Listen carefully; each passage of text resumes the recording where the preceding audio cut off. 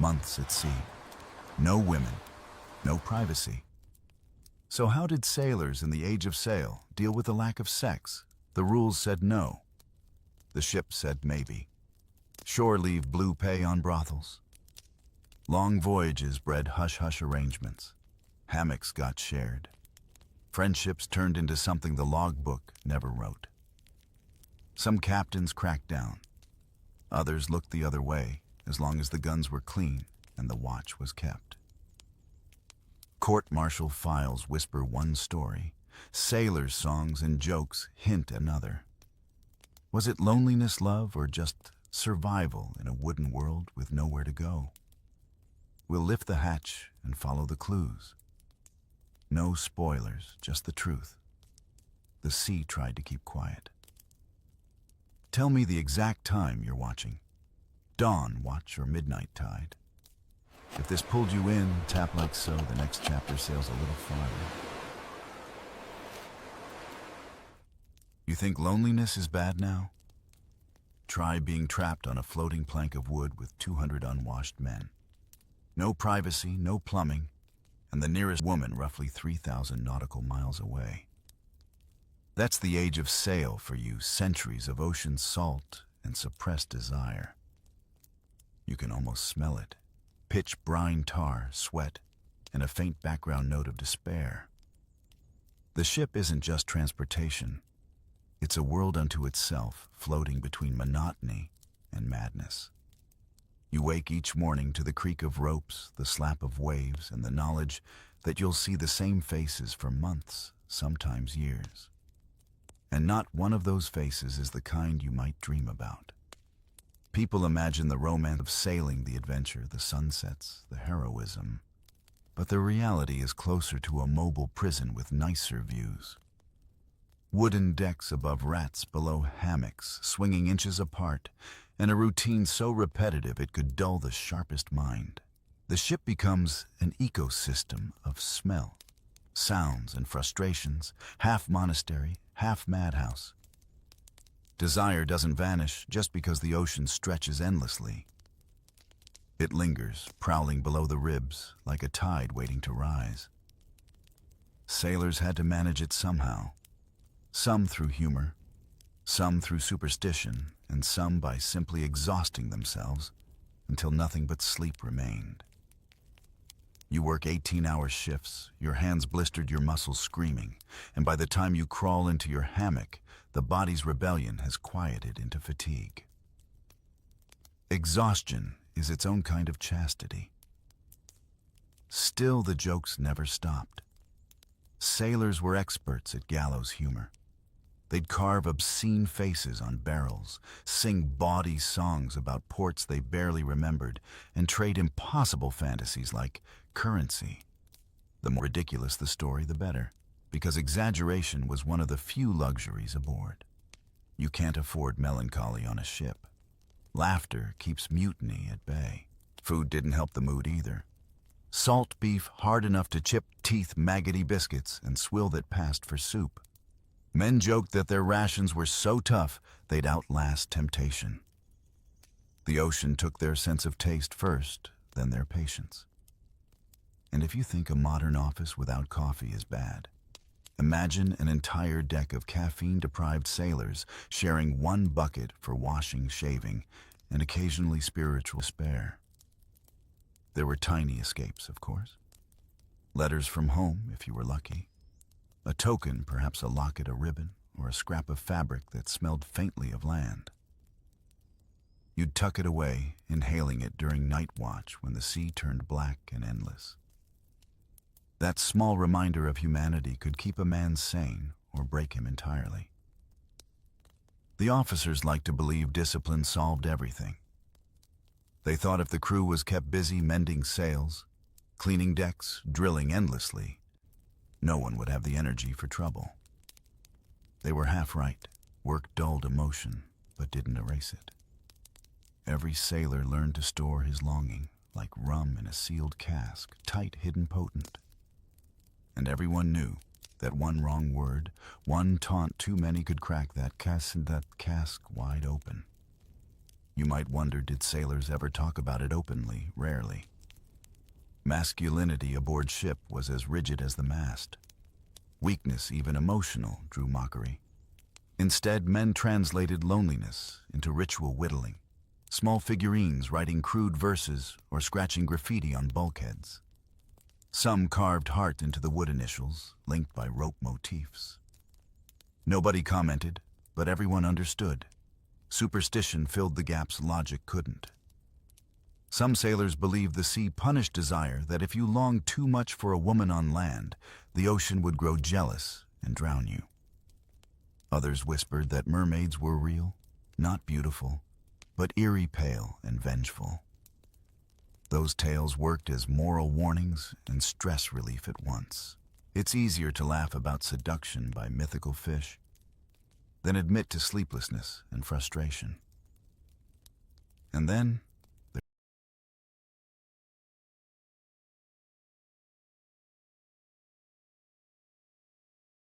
were dreams. Sailors talked about shore dreams, vivid fantasies that hit after months at sea. They'd wake sweating hearts racing, swearing they'd just smelled perfume or heard a laugh that wasn't real. Some said these dreams were a kind of salt madness. Others called them mercy. The truth is, deprivation became part of identity. To endure the voyage was to prove control over hunger, over fear, over the most basic instincts. You weren't just sailing against the sea, you were sailing against yourself.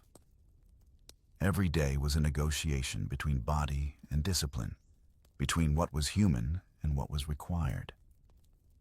In the journals of the time, officers wrote about storms, mutinies, exotic ports, but rarely about loneliness. That silence perhaps says more than any entry could. Because the hardest storms weren't on the horizon, they were under the skin. The creak of the hull becomes a kind of heartbeat, one you can't escape. You know the rhythm so well, it feels like it's echoing inside your skull. That's when it hits you. This ship isn't a vessel. It's a cell, a floating prison dressed in sails and duty. From the main deck to the galley, privacy simply doesn't exist.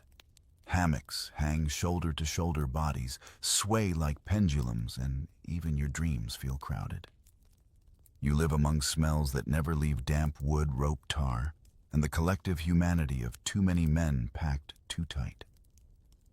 There's nowhere to hide, not from the sea, not from the captain, and not from yourself. Rank determines everything. You sleep where you belong on the hierarchy, eat what your position earns you, and speak only when allowed. A captain might enjoy a cabin the size of a pantry, while the rest cram into a space where you can't sit up without hitting the beams. Every rope has a place, every man a purpose. The ship runs on precision and obedience, because one misstep at sea can sink hundreds. That discipline bleeds into the soul, turning even thoughts into regulated movements. Now imagine living in that order while carrying a body full of rebellion. Every natural impulse is treated like mutiny waiting to happen. Officers preached control, calling it naval virtue. The body was a tool, not a territory of pleasure. If you couldn't master yourself, how could you master a sail in a storm? Self-denial became part of the uniform. Punishment enforced the illusion. A sailor caught stealing rum or fighting could expect flogging bareback and the lash cutting through salt, sticky skin. It wasn't just about pain. It was theater. The whole crew watched, learning that shame was more terrifying than agony. There was no punishment, however, for loneliness. That one you had to manage alone. The ship's rhythm made it worse. Bells marked the hours, dividing days into watches. 4 hours on duty, 4 off. Time itself became mechanical, predictable, relentless. The boredom between storms gnawed at the mind. Men cleaned the same planks, polished the same brass, told the same jokes until words lost meaning. Desire squeezed into this monotony, curdled into something else. Frustration, maybe, or melancholy. You start to understand why sailors invented elaborate rituals. They whistled only when allowed. Whistling could call the wind and risk angering the sea.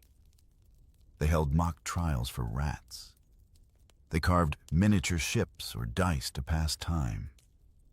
It wasn't mindless superstition. It was a desperate attempt to stay human.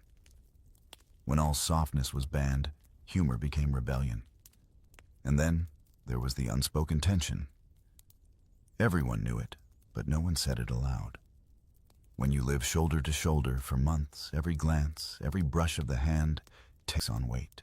Friendship becomes survival until it crosses invisible lines. The British Navy called any improper intimacy between men a capital crime punishable by hanging. Yet they never managed to stamp it out completely. You can't police loneliness with rope and ink. The irony officers pretended not to notice what they couldn't control. The ship's log might record conduct unbecoming gross indecency or simply nothing at all. Some captains punished harshly to set examples. Others quietly reassigned hammocks to diffuse scandal. The code of silence was another form of order. In that silence, bonds formed anyway. You can picture two sailors on night watch, whispering stories to keep awake home family dreams of dry land. The tone softens, laughter fades, and for a few moments they forget the world's rules. Nothing happens, and yet everything happens. Affection in the age of sail was often invisible, but felt like thunder beneath the deck. The environment itself shaped this tension. The sound of waves in the dark, the confinement, the trust you had to place in your crewmates. All of it built intimacy faster than words could manage. Sailors depended on each other for survival, pulling ropes and masts in perfect sync. That physical coordination blurred lines between labor and connection.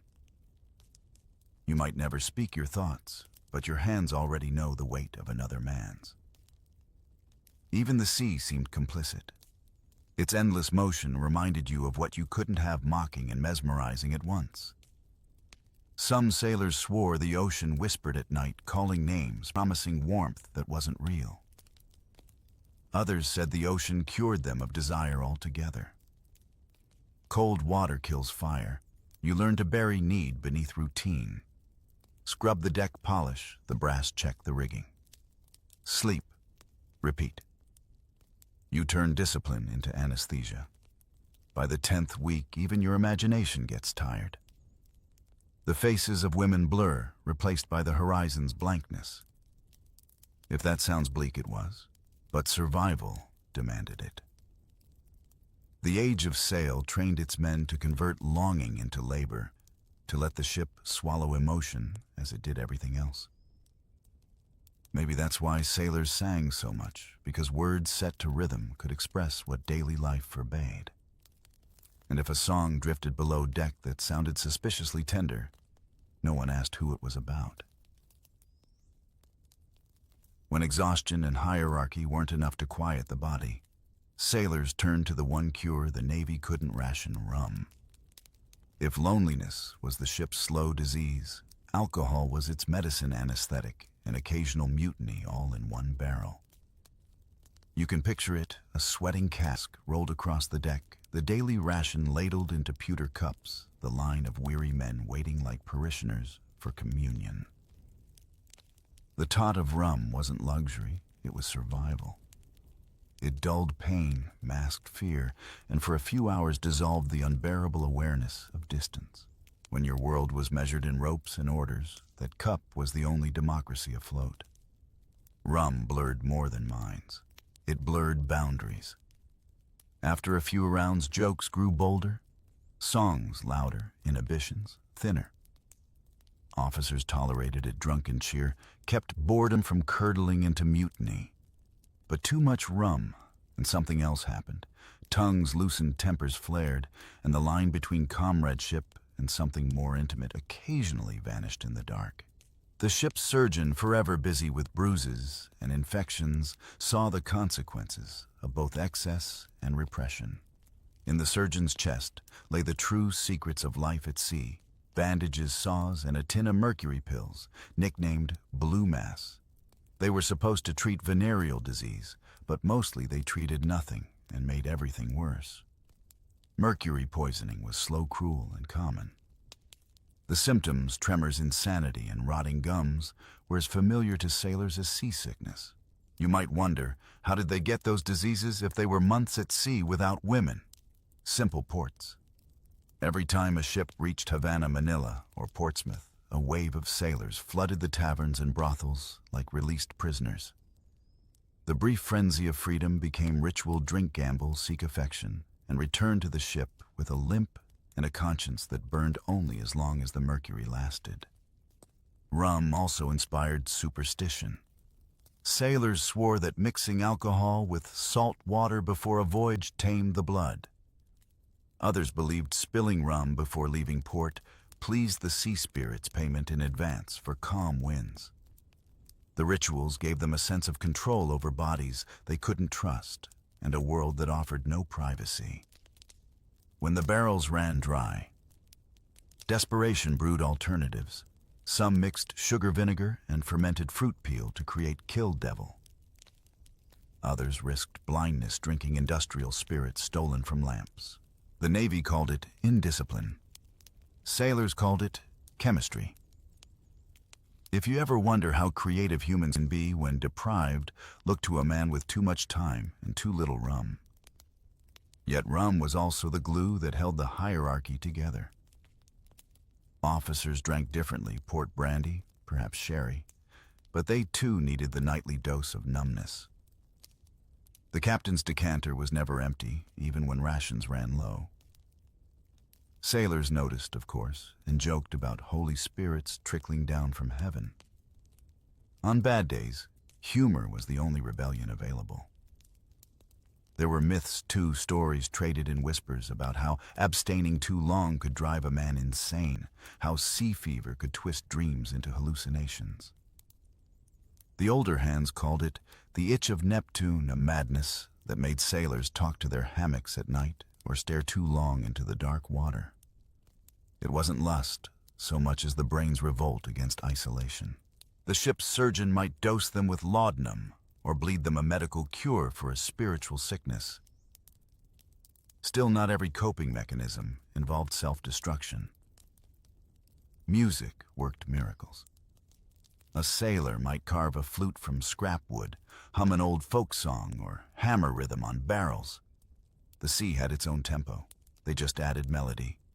Some tunes were bawdy, others heartbreakingly gentle. When sung in chorus, they became a kind of group therapy. Leave Her. Johnny wasn't just about ships. It was about letting go of desire itself. Letters home helped too, though few ever arrived. You might find a sailor hunched by lantern light, scratching words onto damp paper, ink smudged by waves. My dearest, the letter begins, but the rest is a mix of memory and wishful thinking. Some wrote to wives, others to women they imagined, others still to names they borrowed from songs. Writing made the heart tangible again, even if the recipient never existed. The most dangerous nights came when the rum ran out and the silence settled in. That's when stories turned darker about curses. Storms born from sailors' sins, ghost ships manned by those who sought comfort in forbidden ways. The Navy was built on such legends. Fear was discipline's best accomplice. Yet even fear couldn't erase the simple truth: men are human, and humans need connection. It's easy to mock those rituals now from the safety of dry land and indoor plumbing. But when the wind shrieks like a living thing and the deck pitches under your feet, you begin to understand. Every sip of rum, every whispered joke, every song and superstition, they weren't decadence. They were survival distilled. So when dawn came and the deckhands scrubbed the stains from the previous night's revelry, they weren't just cleaning the ship, they were erasing evidence that the sea had won, if only for a moment. Below deck, the air thickens with salt sweat and something unspoken, because when men live long enough without touch, even silence starts to feel dangerous. You descend the narrow ladder into the lower deck, ducking under beams polished by years of backs and hands. The light here is candle-thin, filtered through planks that groan like lungs. Hammocks sway inches apart, brushing now and then in rhythm with the ship's roll. Nobody talks about it, but everyone feels it, the closeness, the constant reminder that there's no such thing as alone at sea. The Navy called this part of the ship the mess deck. But the name fits in more ways than one. It's where men ate, slept, joked, argued, and tried to forget what was missing. Here, you weren't just fighting storms, you were fighting nature itself. The longer the voyage, the quieter the laughter, the heavier the glances. Historians like to sanitize this part of the story. They talk about courage, duty, adventure. They don't mention the restless energy that builds after months without warmth. But the sailors knew. They'd joke in half-truths, calling themselves brothers of the brine. They'd sing songs full of double meanings where tying knots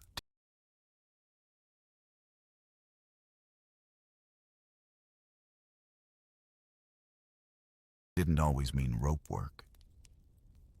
Was there affection? Yes. Was it spoken? Almost never.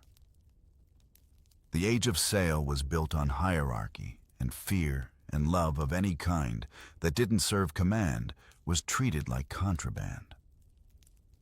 The articles of war carved in cold legal prose condemned unnatural acts to death.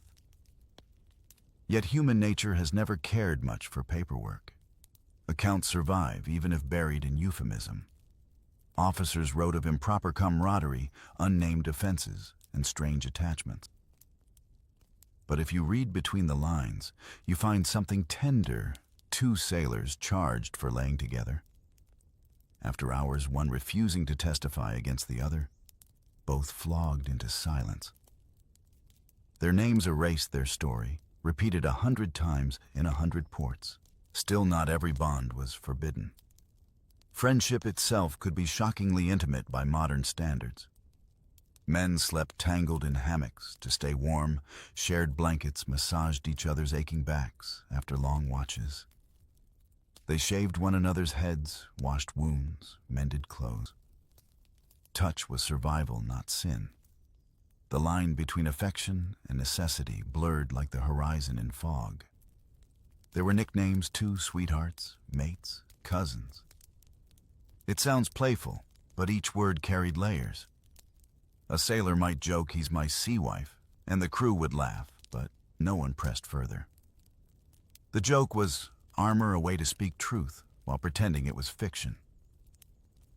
That's the paradox of life below deck. The stricter the rules, the smarter the disguises. Not every ship treated it the same. Some captains were tyrants, sniffing out any hint of scandal to enforce order. Others quietly ignored it, reasoning that as long as the crew obeyed, what happened in hammocks wasn't their concern. Pragmatism often trumped morality. After all, a ship needed cooperation more than purity. The isolation bred its own kind of tenderness.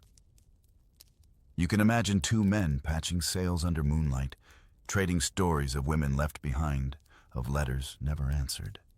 The talk slows, the laughter fades, and in that hush, something passes between them, a flicker of understanding that defies vocabulary. It wasn't always romance. Sometimes it was just recognition. You see me. I exist beyond the uniform. Ironically, the very same environment that punished emotion also made it inevitable.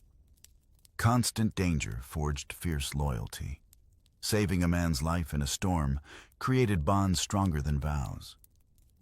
Many diaries describe grief when a crewmate died not as brotherly duty, but as heartbreak disguised as stoicism.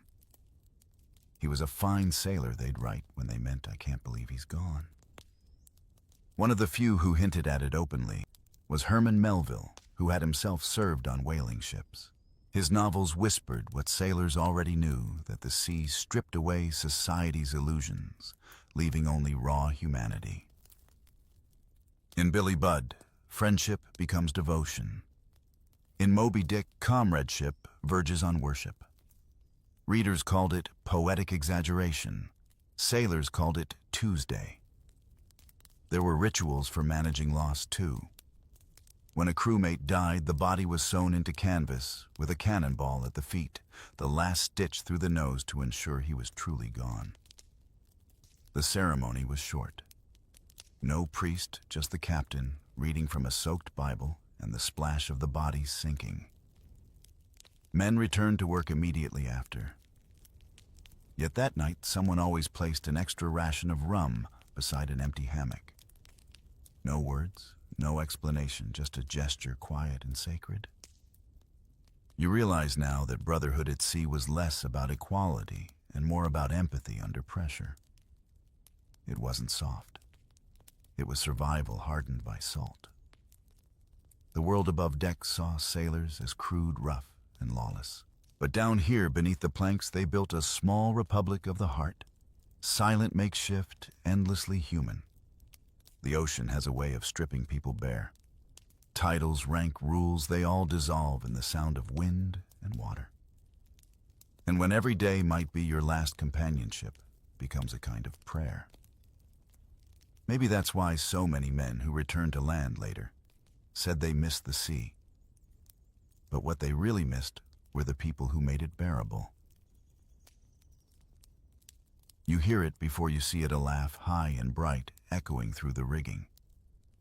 The sound doesn't belong on a warship. Then you realize it's a woman's voice. Every now and then the ocean broke its own rules, and a woman stepped aboard disguised as a man, proving that temptation sometimes wore a beard and borrowed breeches. Sounds like myth, but it wasn't. From Anne Bonny and Mary Reid in the pirate world to Hannah Snell and Mary Lacey in the Navy, women did sail hidden beneath coarse shirts, hair cropped, voices lowered, hearts hammering. Some came chasing lovers, some running from them, others simply refusing the quiet life on land.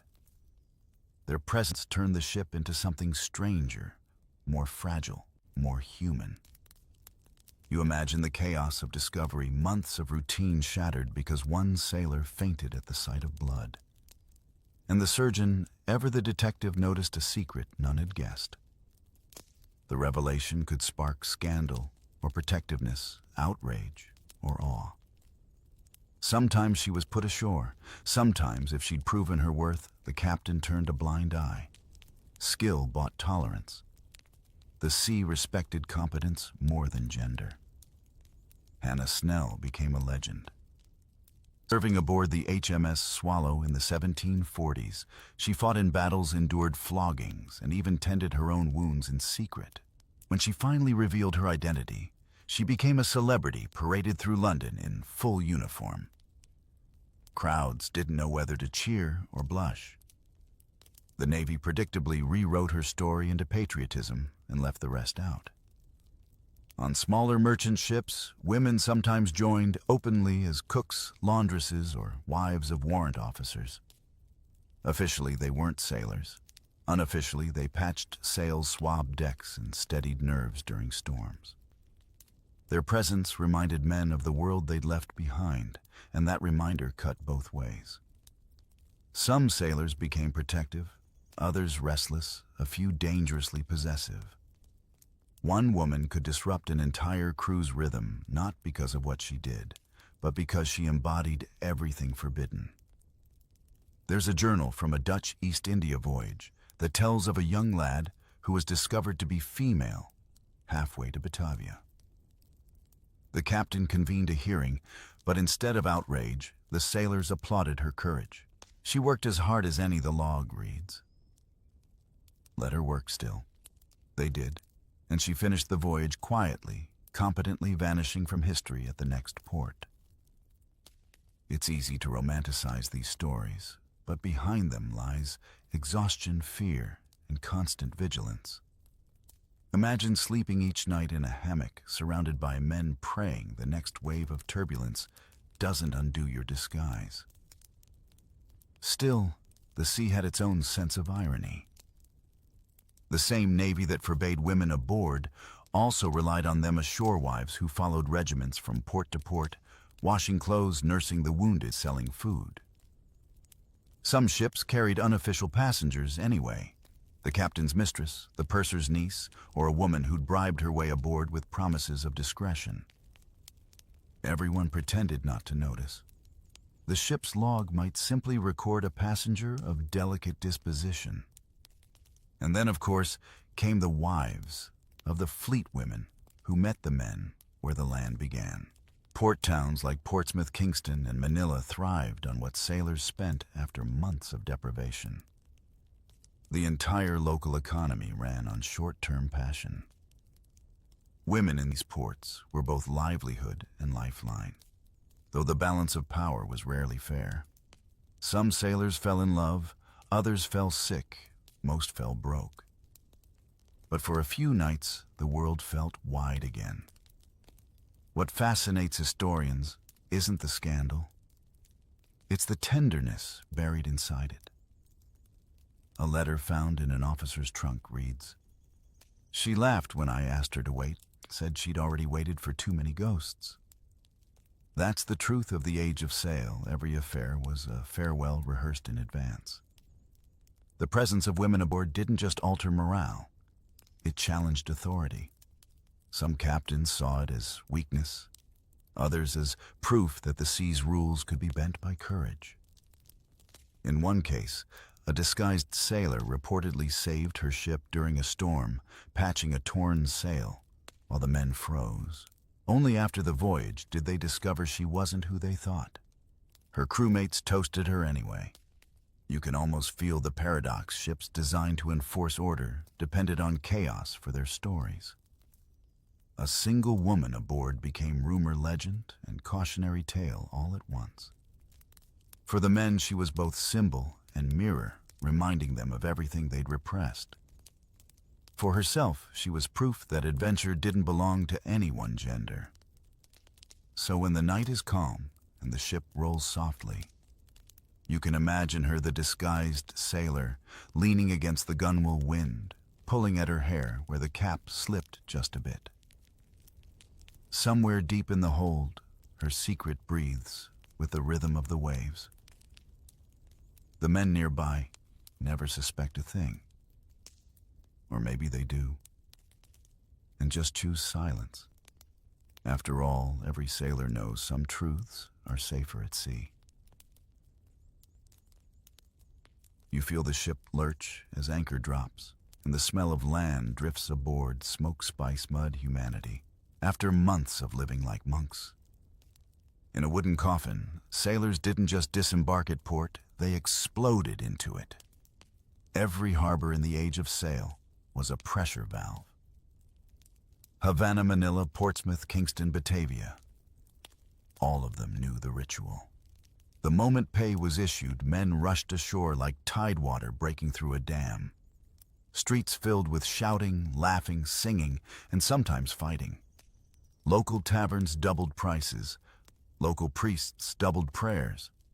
The sailors called it liberty, though it was closer to chaos with a schedule. The first stop was rarely food. It was rum. Thirst came before hunger, and the first drink tasted like resurrection. After that, it was gambling, storytelling, and the kind of boasting that only flourishes when consequences are distant. Port towns adapted accordingly. Entire districts sprang up to serve transient passion. The British Navy called them sailor towns places, where every other building was a tavern, a brothel, or a boarding house, pretending not to be both. To the sailors, these nights ashore were the only time life made sense again. The rules of the sea, obedience, silence, restraint, dissolved in the noise of drums and fiddles. For a few hours, men who answered to whistles and cannon orders could make choices however reckless. They bought trinkets, tattoos, sometimes promises of love. Some fell in genuine affection, others simply in gratitude for a soft voice that wasn't shouting orders. The economics were brutal but predictable. Women in port towns lived by the same tides as sailors, prosperous when ships docked, destitute when the harbor emptied. Many were widows of sailors lost to storms, now serving the same system that had taken their husbands. Others were enslaved or indentured, forced into trade by poverty or colonial exploitation. Every encounter carried shadows of power and survival. It wasn't romance, but it wasn't always cruelty either. Just two kinds of loneliness meeting in the dark. Navies tried to regulate it. The British Admiralty issued endless proclamations, warning crews to avoid lewd women and the contagion of vice. Yet even they knew the futility. Ships carried surgeons for a reason, and the French disease syphilis was as common as splinters. Treatments ranged from mercury rubs to burning alcohol baths, each as unpleasant as the infection itself. Sailors joked that the real punishment for sin was the doctor's cure. Still, human memory is selective. Ask any old tar about his youth, and he'll grin, skip the details, and call it shore leave. The laughter hides a truth everyone knew. Those brief nights of pleasure often came at a lifetime's cost. Some never made it back on board, robbed, drunk, or press-ganged into another crew before dawn. Sailor towns swallowed men whole, then forgot their names. Yet even in the roughest ports, there were softer stories. A sailor might rent a small room above a tavern and share it for a week or two with a woman who braided his hair, mended his uniform, and listened to his dreams of home. He'd call her my wife of Kingston or my Manila girl, though everyone knew those vows expired with the tide. Still, in letters home, he mentioned them fondly, not as shame but as proof they'd been human somewhere between storms. There were darker corners, two floating brothels, moored just outside the harbor, unreachable by the law. Old frigates stripped of cannon and rigging became hulks of pleasure where privacy could be bought by the hour. One French sailor called them ships of land that smelled like the sea forgot them. Disease spread faster than rumor. Sailors returned aboard limping and quieter than before. Some ports institutionalized it. In Batavia, colonial authorities taxed prostitution reasoning. It was cheaper than constant outbreaks of unrest. In Havana, women who serviced foreign ships were required to carry health certificates. Bureaucracy applied to intimacy. The system pretended to manage vice while quietly depending on it. For the rare few, shore leave turned into something lasting. A sailor might desert altogether, marrying into the local community, planting gardens instead of masts. The Navy called it desertion. The locals called it staying sane. Across the Pacific, descendants of such unions still live, families whose great-grandfathers simply decided one day not to go back to sea. But for most, morning came too soon. The drums beat recall, and half the crew staggered down the pier with empty pockets and full hearts or full regrets. Some sang on their way back, others just stared at the horizon already shrinking behind them. The ocean, as always, waited without judgment. What makes it tragic and beautiful is that every sailor knew the cycle. Desire wasn't a failure of discipline, it was proof of life. Shore leave was less indulgence than defiance, a way to say, I'm still human, before returning to the endless blue. And when the anchor rose, the ship's bell chimed, and the coastline faded. Every man aboard carried two kinds of ache, the one in his body, and the one that came from leaving behind the only tenderness he'd touched in months. If the sea punished storms, the Navy punished feelings. The great irony of the age of sail was that a system built on loyalty treated intimacy as its most dangerous crime. By the 18th century, Europe's navies had decided that the enemy within wasn't mutiny or disease, it was desire. The British Admiralty codified it clearly: any sodomy or unnatural act was punishable by death. The Articles of War didn't mince words.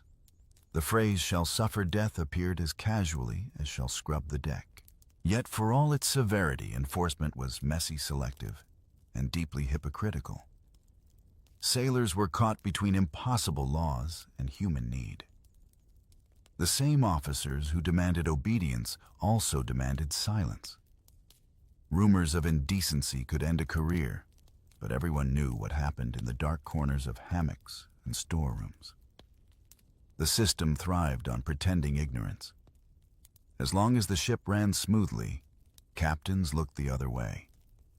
Trouble only came when someone talked or when gossip floated up the chain of command. Public trials were theater. The Navy wanted morality on display.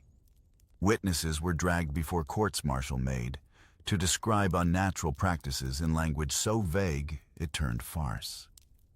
Most sailors wept not from guilt, but from humiliation.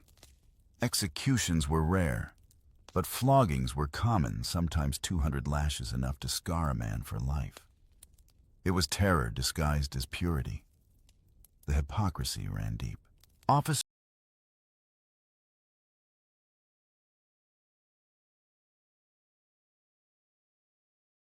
who condemned their men were often rumored to have favorites themselves. Young cabin boys promoted suspiciously fast letters passed in private. The Navy was a hierarchy of secrecy where power shielded the very vices it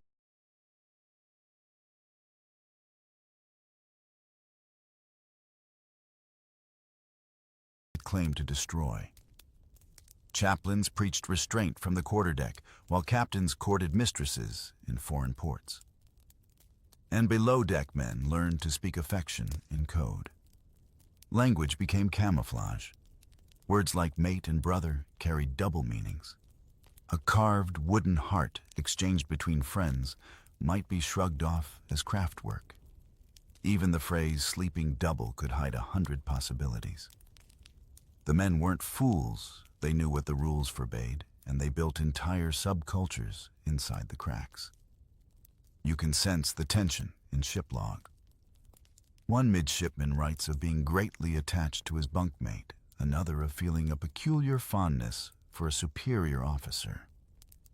Those words, innocent on paper, carried a quiet rebellion. The ship, that strict machine of empire, became also a laboratory for forbidden tenderness. Sometimes the fear turned violent.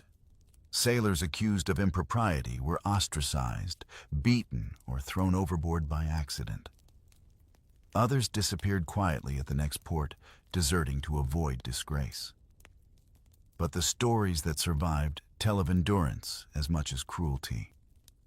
One court record mentions a bosun refusing to name his companion under questioning. "He was my friend," he said. That single line echoes across centuries.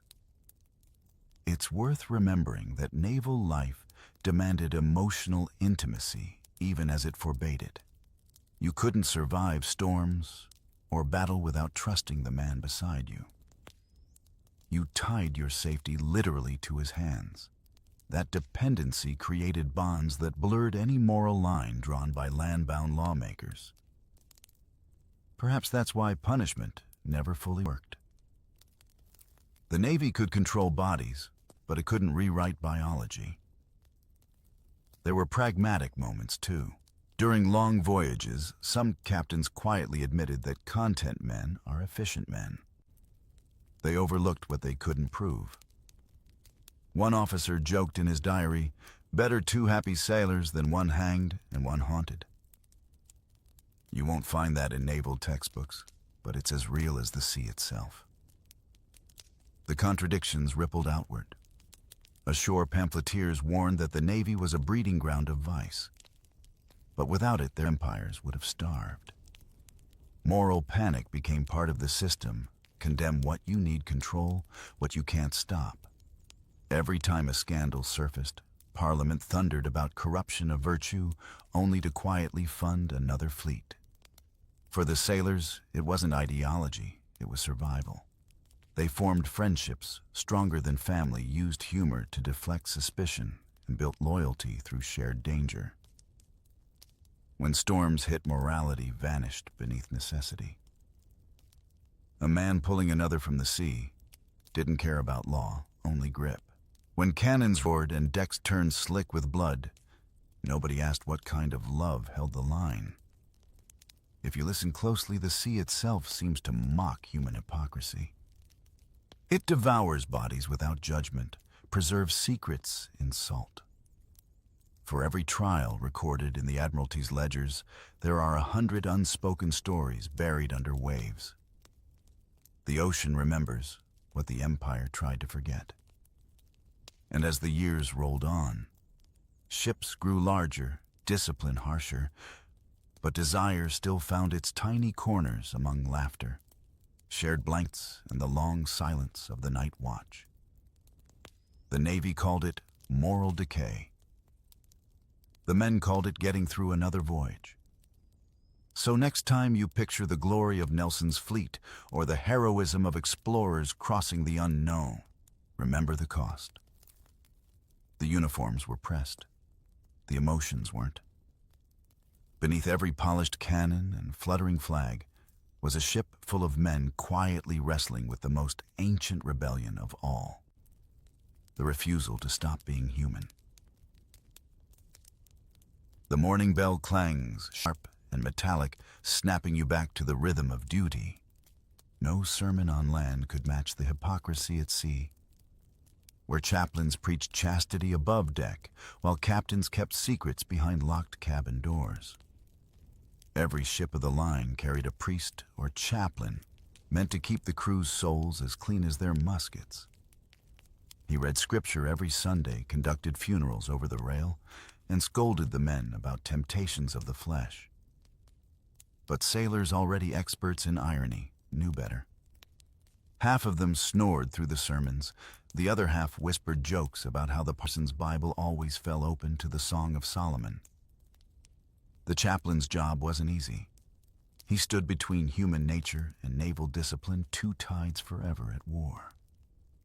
He'd preach purity to men who hadn't seen a woman in a year, then bless the rum ration after sunset.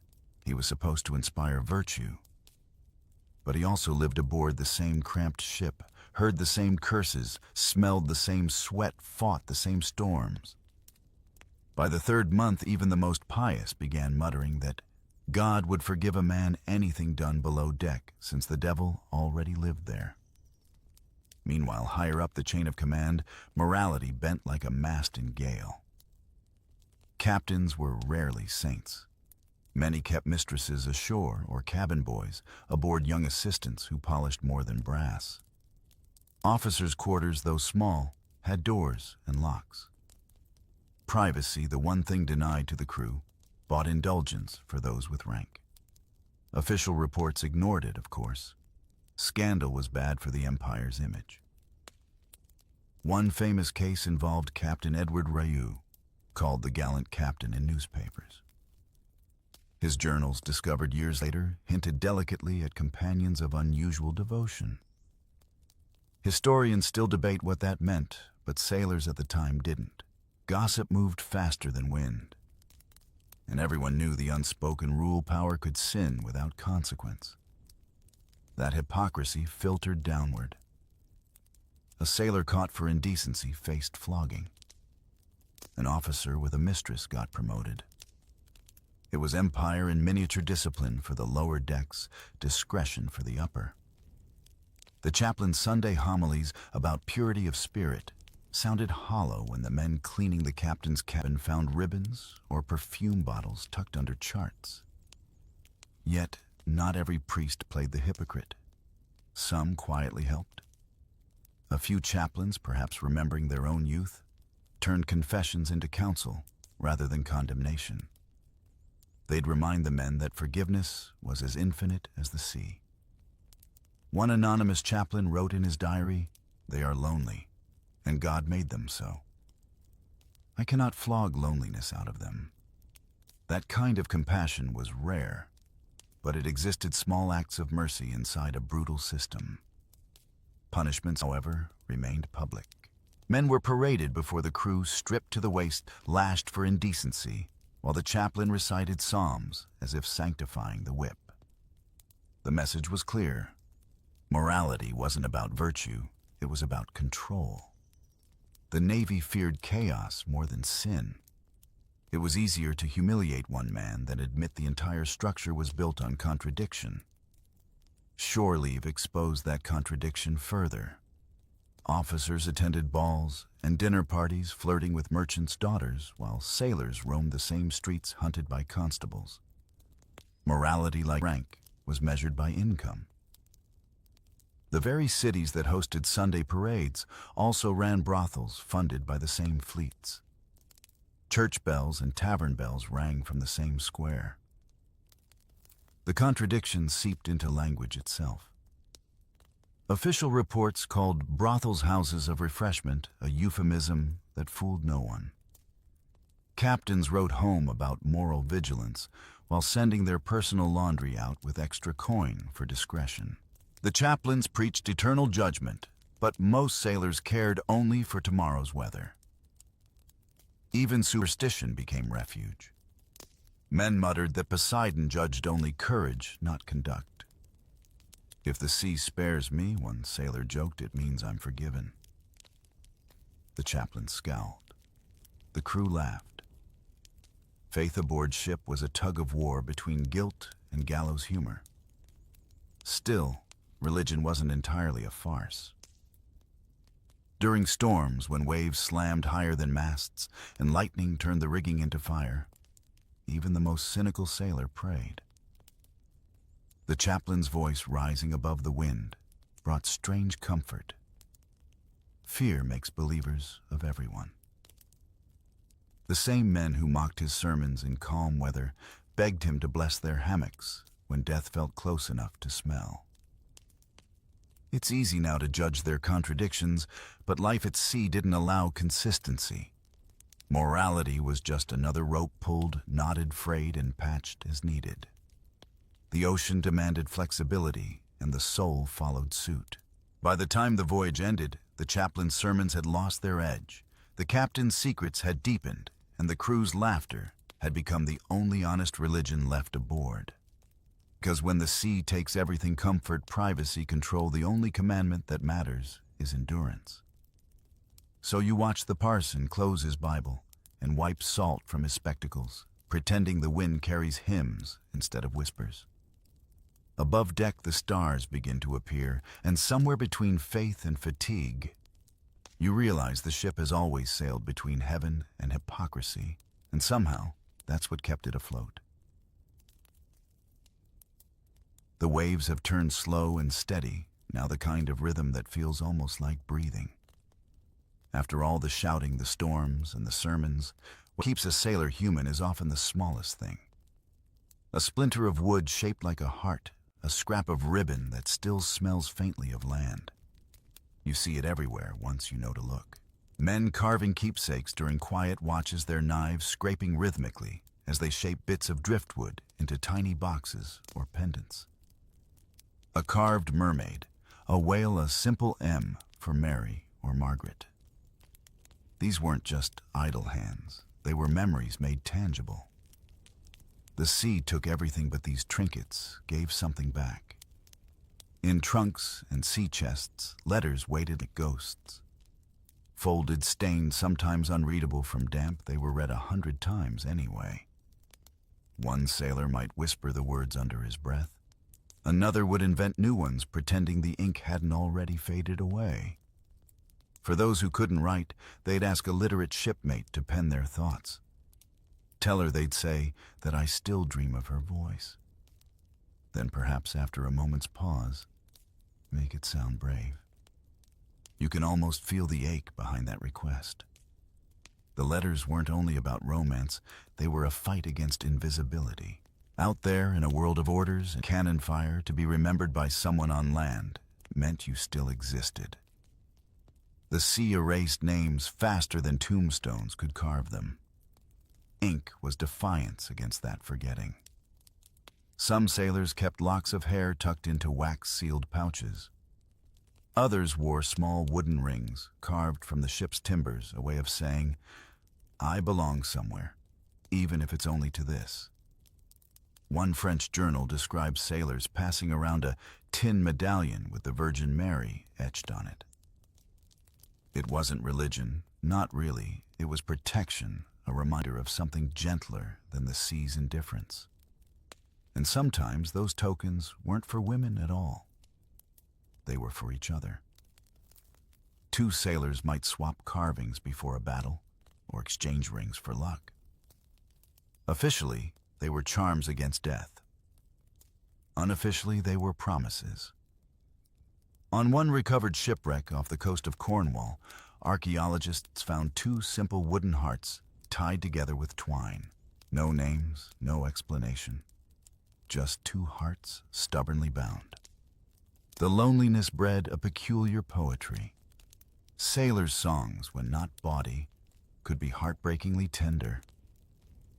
Lowlands away. For instance, a dirge of a dream where a drowned lover appears to say goodbye. Sung by men who never saw their wives for years, it carried a weight that silence couldn't hold. Some sang softly into the wind as they worked, hoping maybe the sound might drift home. Even tattoos told stories of longing. An anchor meant stability, a swallow meant safe return, a heart pierced by arrow well, that one was universal. The ink bled, faded, stretched with time, but each mark said, "I've lived, I've felt." And in a world that punished feeling, that ink became rebellion, disguised as art. You picture one sailor now, sitting cross-legged under dim lantern light, carving a small figure of a woman in a long dress. His hands are rough, his eyes half closed, the ship rocking gently. He doesn't need her to be perfect. He just needs her to exist. Somewhere in that tiny figure he's hidden a secret. Maybe her name, maybe his. It's not about possession. It's about remembrance. When storms came, these objects became talismans. A sailor might kiss the token before climbing the rigging, tuck it into his shirt before battle, or whisper a name before sleep. Others left offerings to the sea, a coin tossed overboard, a slice of biscuit saved from rations. Tiny gestures, half superstition, half love, led her to an uncaring ocean. Historians often call such habits sentimental, as if tenderness were weakness. But on a ship ruled by hierarchy and silence, tenderness was courage. To care for anything in that world, to write, to carve, to remember, was an act of defiance against the cold. Sometimes they even built rituals around absence. On nights when homesickness hit hardest, a group of sailors might gather quietly and tell stories of their sweethearts, real or imagined. They'd laugh, embellish, tease each other mercilessly. But behind the bravado, you could hear the ache. One would joke about a wife who'd surely remarried by now. Another would swear his girl weighed faithfully, though he hadn't written in 2 years. Hope, even false, was a kind of nourishment. And then when lights dimmed and hammocks swayed, the ship fell into that peculiar hush that only happens at sea, where every creak feels like memory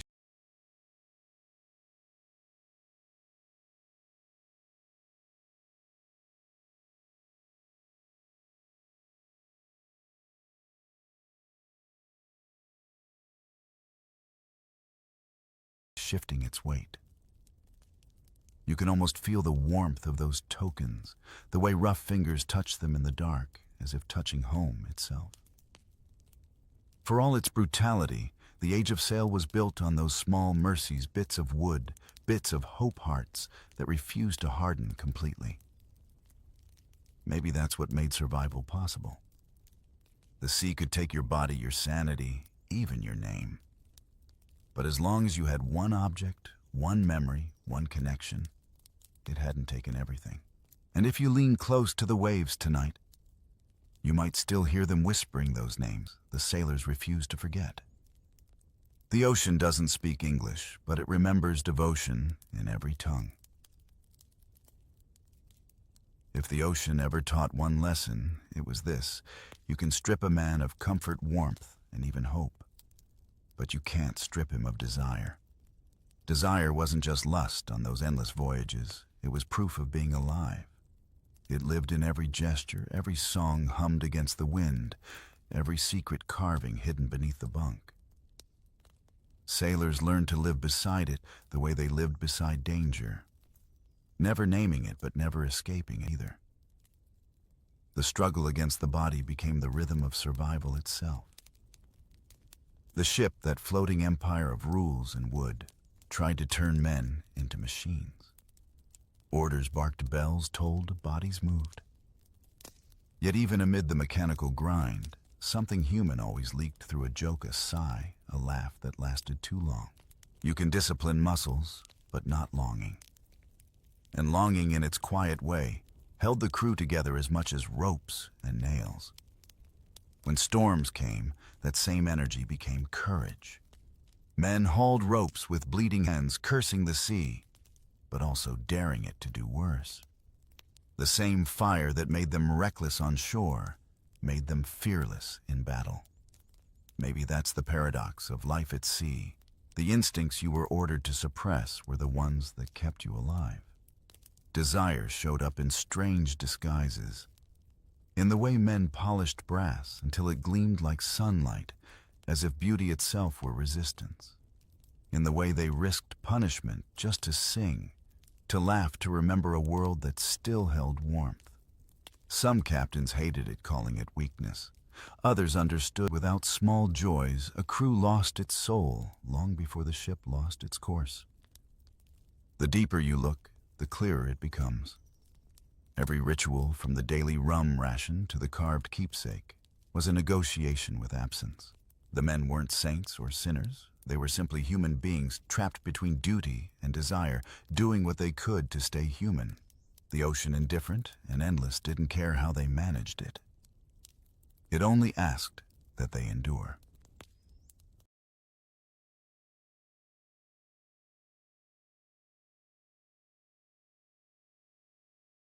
In that endurance lay something profound.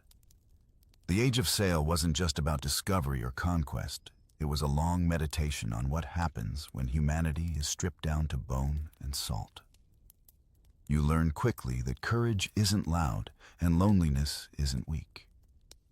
You learn that humor is a kind of prayer and companionship. A glance, a song, a shared joke is sometimes the only grace that survives. And though the Navy's ledgers list only names, ranks, and punishments, the real history floats between the lines. It lives in the laughter that echoed through the lower decks, in the songs carried by the wind, in the tiny acts of rebellion that kept men from becoming ghosts before they died. The sailors who endured the silence didn't just survive the sea. They redefined what it meant to be human inside it. By the time you reach the final port, the world feels heavier and smaller all at once. You step onto land, the ground strange beneath your feet, and realize the sea has changed you. You crave its motion, even as you hate its hunger. You've learned that survival isn't the absence of desire. It's learning to live beside it without letting it drown you. The world ashore won't understand. It never does. People will ask about storms, about battles, about the thrill of discovery. You'll nod, smile, tell them what they want to hear. But inside, you'll remember the nights when the sea was quiet, when laughter carried down the deck, when the only thing louder than the wind was the beating of your own heart, reminding you that you were still alive. And maybe that's why sailors kept going back, voyage after voyage. Not for glory, not for pay, not even for the horizon, but for that strange truth. The sea whispered to those who stayed long enough to listen, that desire, like the tide, never really leaves. It just changes shape, returning again and again, stubborn as the human spirit itself. So you breathe out, feel the salt settle on your lips, and let the ship fade into memory. The waves still move the world, still turns, and somewhere out there, under stars that look just the same, another crew is learning the same lesson you did, that even in the loneliest corners of the world, humanity always finds a way to reach for warmth. You've seen what sailors endured in silence, the hunger, the loneliness, the strange ways they stayed human at sea. But what about the ordinary hours that filled those endless voyages, the bells, the chores, the smell of salt and tar? Let's climb back aboard and live it for a day, in the life of sailors, in the age of sail. The first sound isn't the sea, it's the whistle. A sharp, shrill note cutting through dreams, yanking you back to reality before dawn. Your hammock sways like a pendulum, the boards above your head creaking, and you remember where you are, somewhere between continents, on a wooden world that never stops moving. You blink into the gray half-light. The air smells of tar, sweat, and salt. What sailors called the perfume of empire. Hammocks swing inches apart, and you hear men groaning awake, cursing softly, pulling on stiff clothes still damp from yesterday's sweat and spray. There's no such thing as morning privacy here. Even your first breath is shared. The bosun's voice follows the whistle, gravelly and merciless. All hands to wash down the decks. That's how your day begins, every day without exception. You roll out of the hammock, bare feet, hitting cold planks, and immediately start moving because hesitation earns a rope's end across the back. The sea doesn't tolerate slow risers. Outside dawn barely exists. The horizon glows with a dull, wet silver, the kind of light that makes everything sky-water faces blur into one. You taste salt before you see it. The wind brings it straight to your tongue. Buckets clatter, ropes hiss, and the ship itself groans awake, as if reluctant to start another day. Washing the decks sounds simple until you live it. You're on your knees, scrubbing planks with sand and seawater, while the waves slap the hull beneath you. The work is endless, because the ocean never stops making things filthy. Every bird that lands, every drop of tar, every trace of yesterday's mess must vanish. Cleanliness aboard isn't about pride, it's about survival. A dirty deck breeds rot, and rot breeds death. You steal glances at the officers pacing above you. Boots polished, coats, dry eyes sharp. They don't scrub, they supervise. But you know better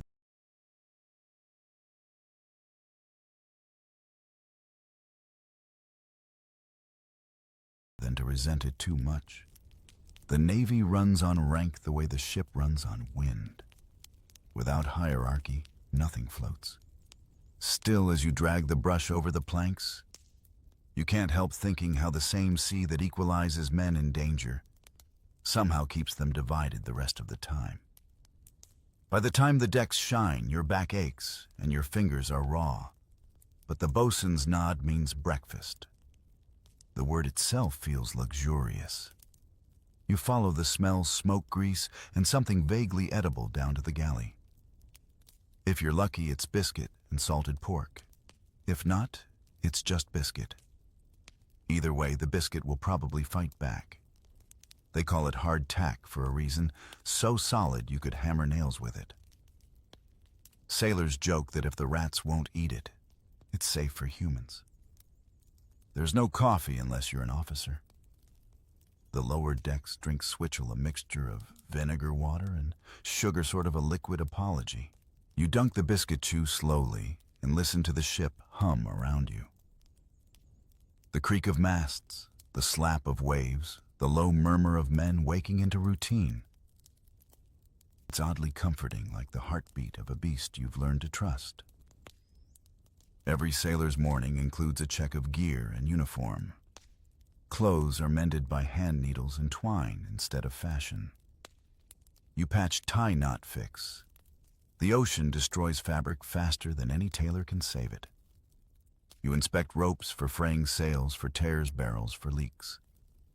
The ship demands attention the way a living creature does, and in a sense it is one wooden lungs, breathing wind-iron bones groaning under pressure. Once work resumes, you climb the rigging to inspect the sails. 50 feet above the deck, the world feels both vast and intimate. The ropes bite into your hands, the wind slaps your face, and every move matters. One slip, and you're gone lost to the waves, another nameless story. Sailors have a dark saying for it. The sea takes without return. You learn early to make peace with gravity. Below you, others haul lines, scrub brass, or tend to the guns. It's a choreography older than memory, practiced so often it feels instinctive. Orders echo, boots thud, and the ship tilts just enough to remind you who's really in charge.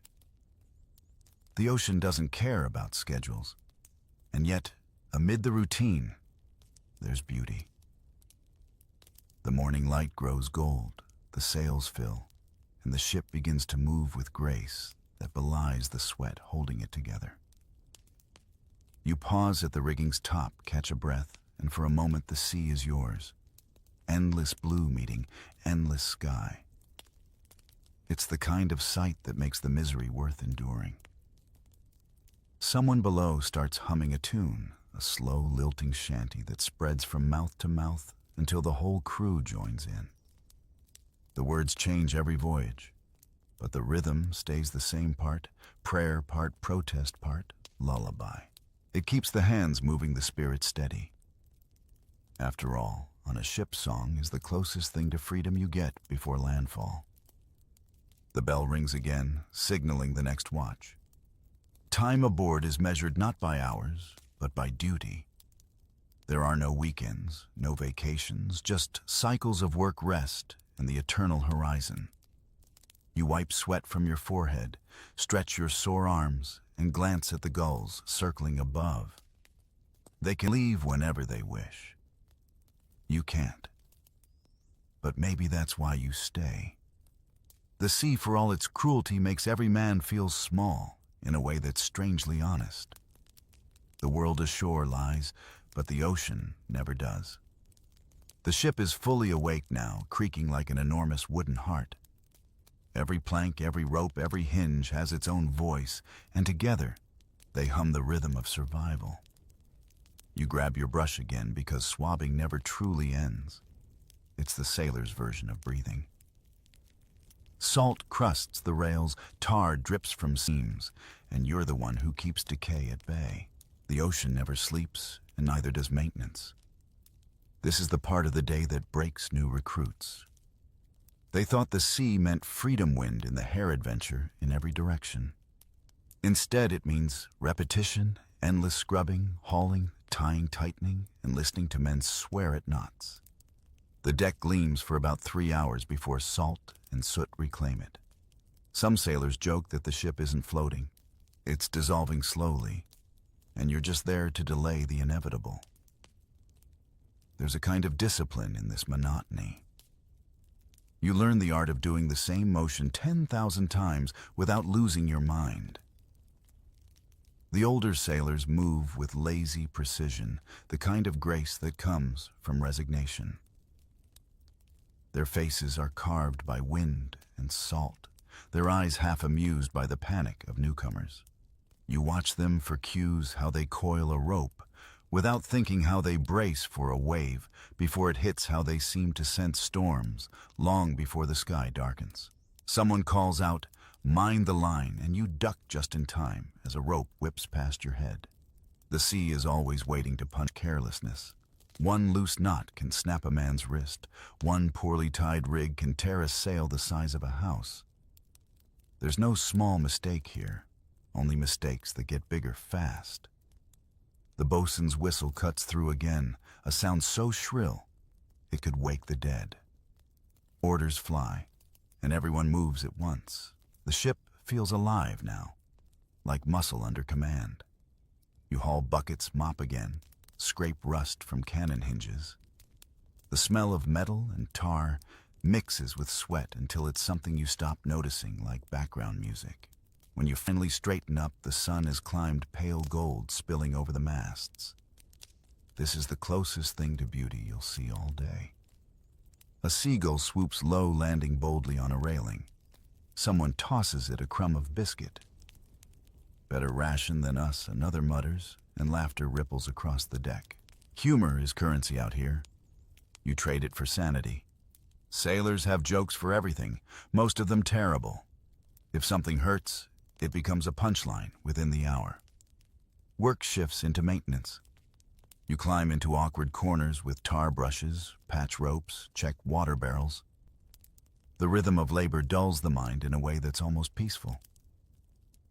It's a kind of meditation through exhaustion. Each sound, the scrape of brush, the groan of rigging, the slap of waves, blends into a lullaby for the damned.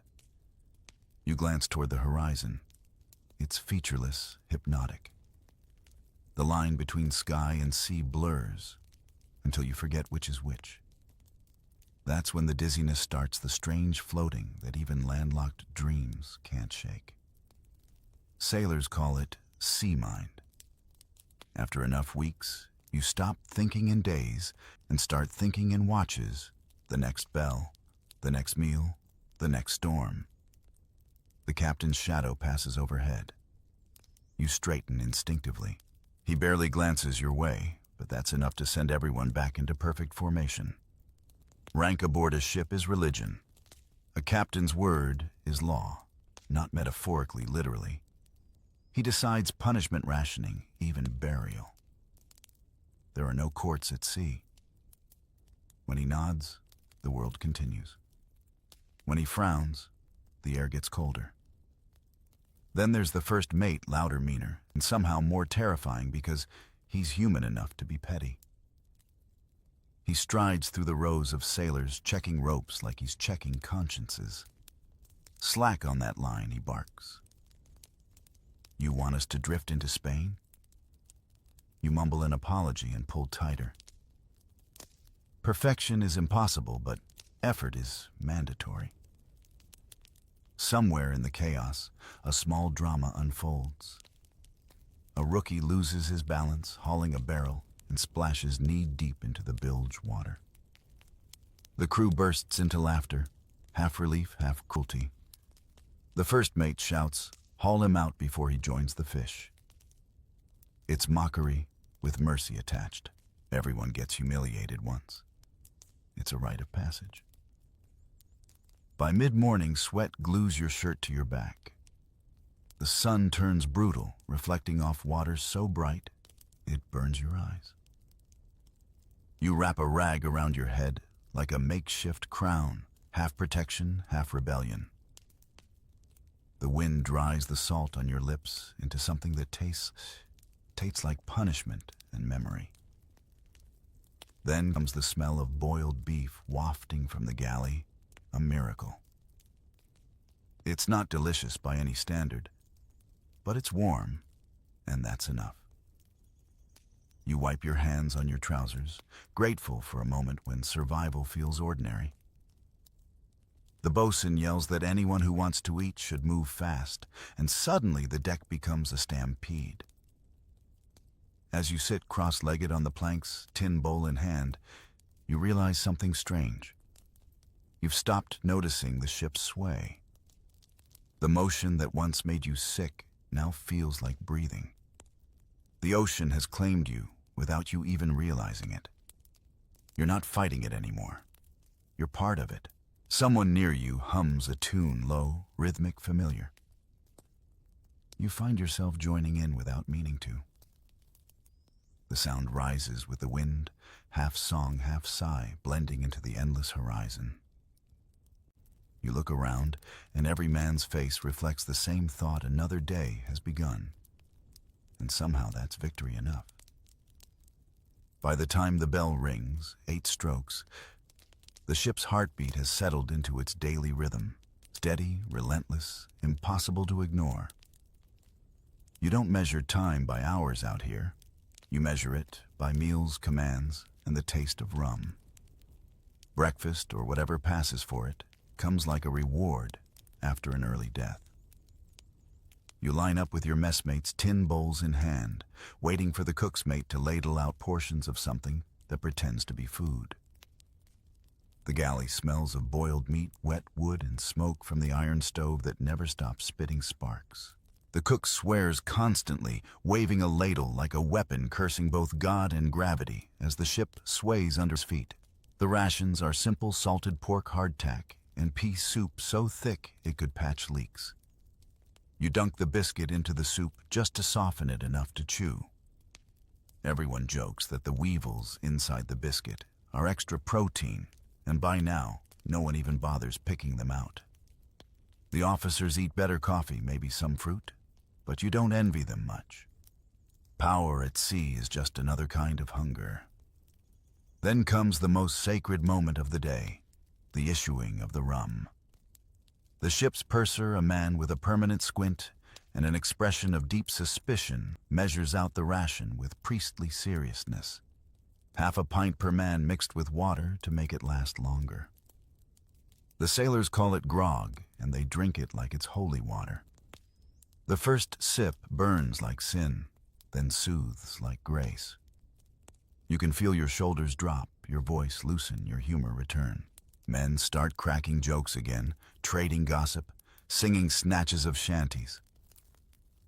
The rum doesn't just lift spirits, it knits the crew back together after a morning of grinding labor. You could almost call it social engineering by ethanol. Still, the bosun watches for anyone getting too merry. Drunkenness brings trouble fast, fights, accidents, or worse. The punishments are swift lashings, extra duty loss of ration. The trick is to drink just enough to remember you're human, but not enough to forget you're replaceable. You glance around as the crew eats, faces half hidden under stubble eyes, red from wind laughter bubbling up between bites of misery. Some hum to themselves, others fall quiet, lost in thought. You wonder what they're thinking. Family land. The next storm. Or maybe just the miracle that the soup's still warm. It's hard not to compare this floating community to modern life. On land, you might grumble about your office or your commute. But here there's no escape, no privacy, no weekend.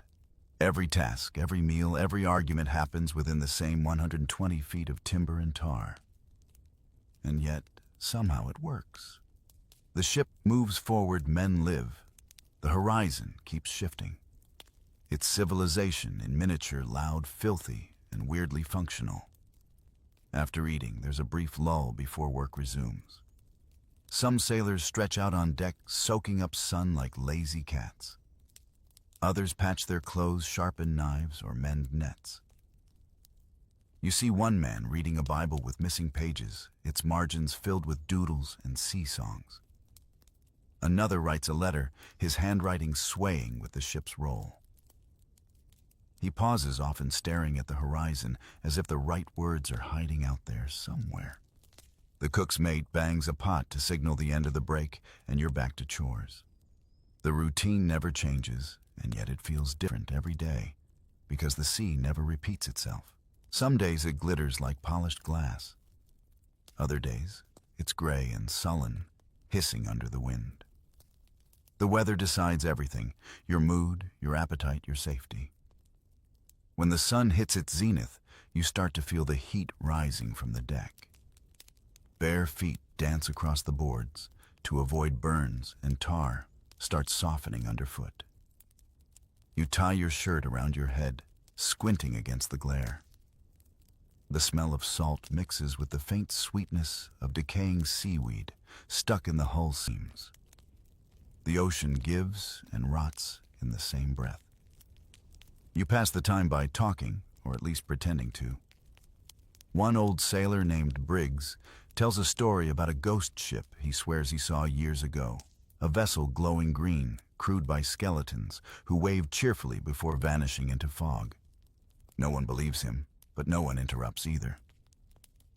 Stories are currency here, and disbelief is bad manners. Every so often, the lookout calls down from the crow's nest, "Sail hose," and everyone looks up like schoolboys caught daydreaming.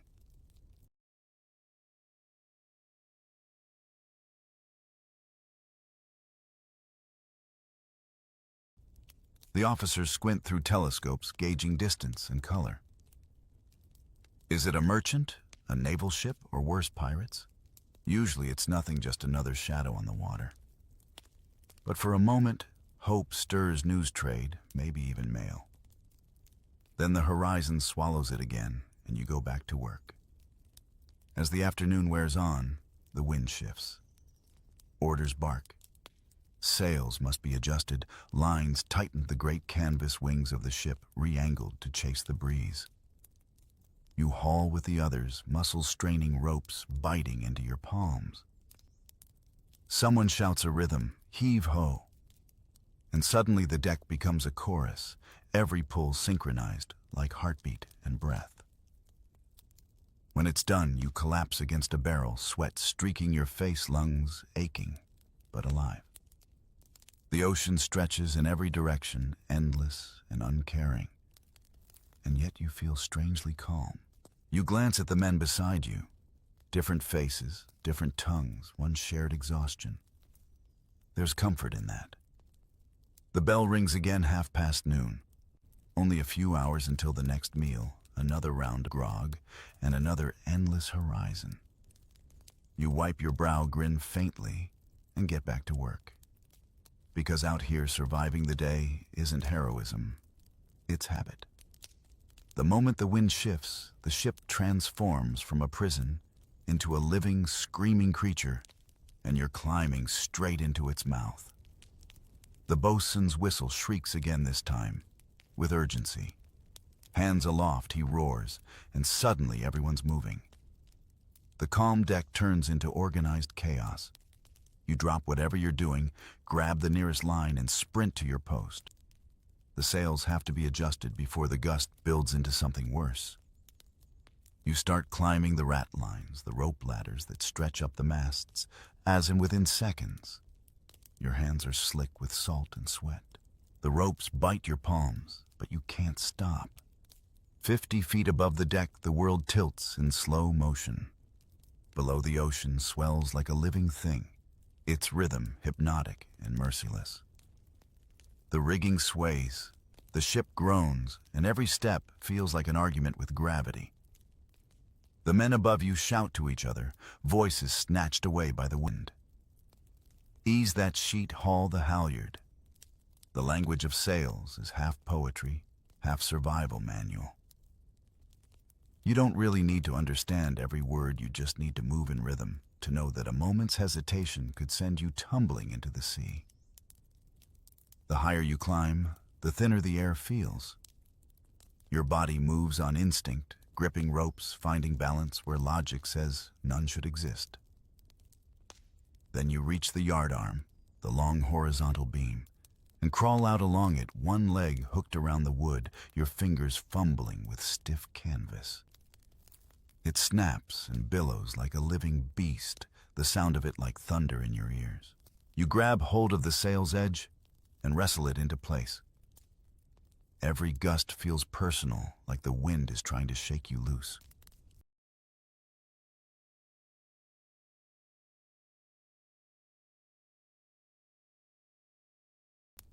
Somewhere below, a wave crashes against the hull, spraying mist that feels cold as knives. You glance down just once and regret it immediately. The deck looks miles away. Men reduced to ants, the ocean, an endless field of gray. You focus again, hands moving faster, tying, tightening, securing. When it's finally done, you crawl back toward the mast, legs shaking. You can feel the ship shifting beneath you, the sails catching wind like lungs filling with air. Then the magic happens.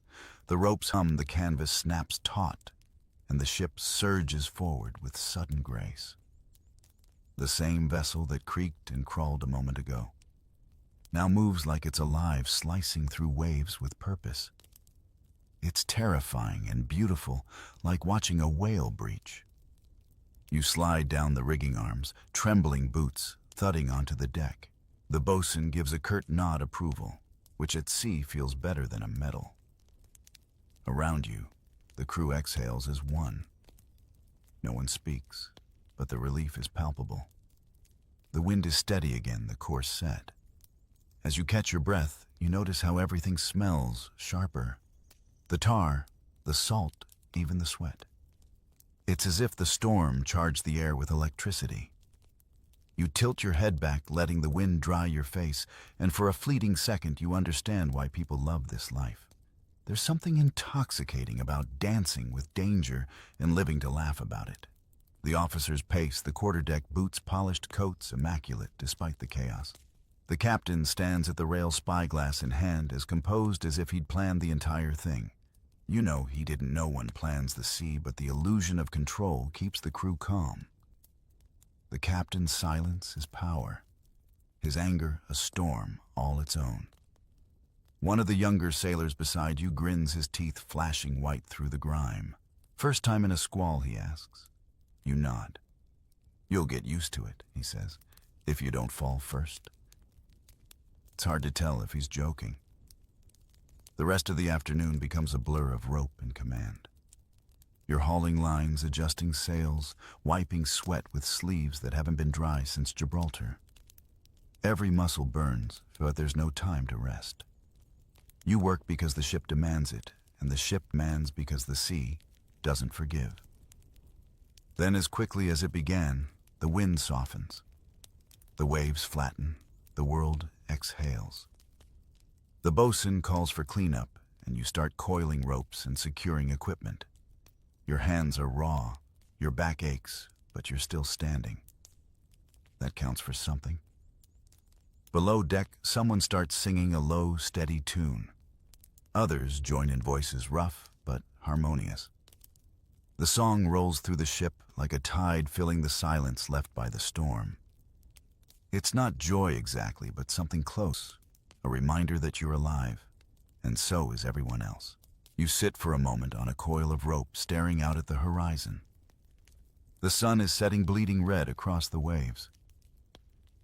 The light catches the sails, turning them gold, and you realize how strange this life is. A constant swing between terror and tranquility. You think about people on land who live in houses that don't move, who worry about things like bills or boredom.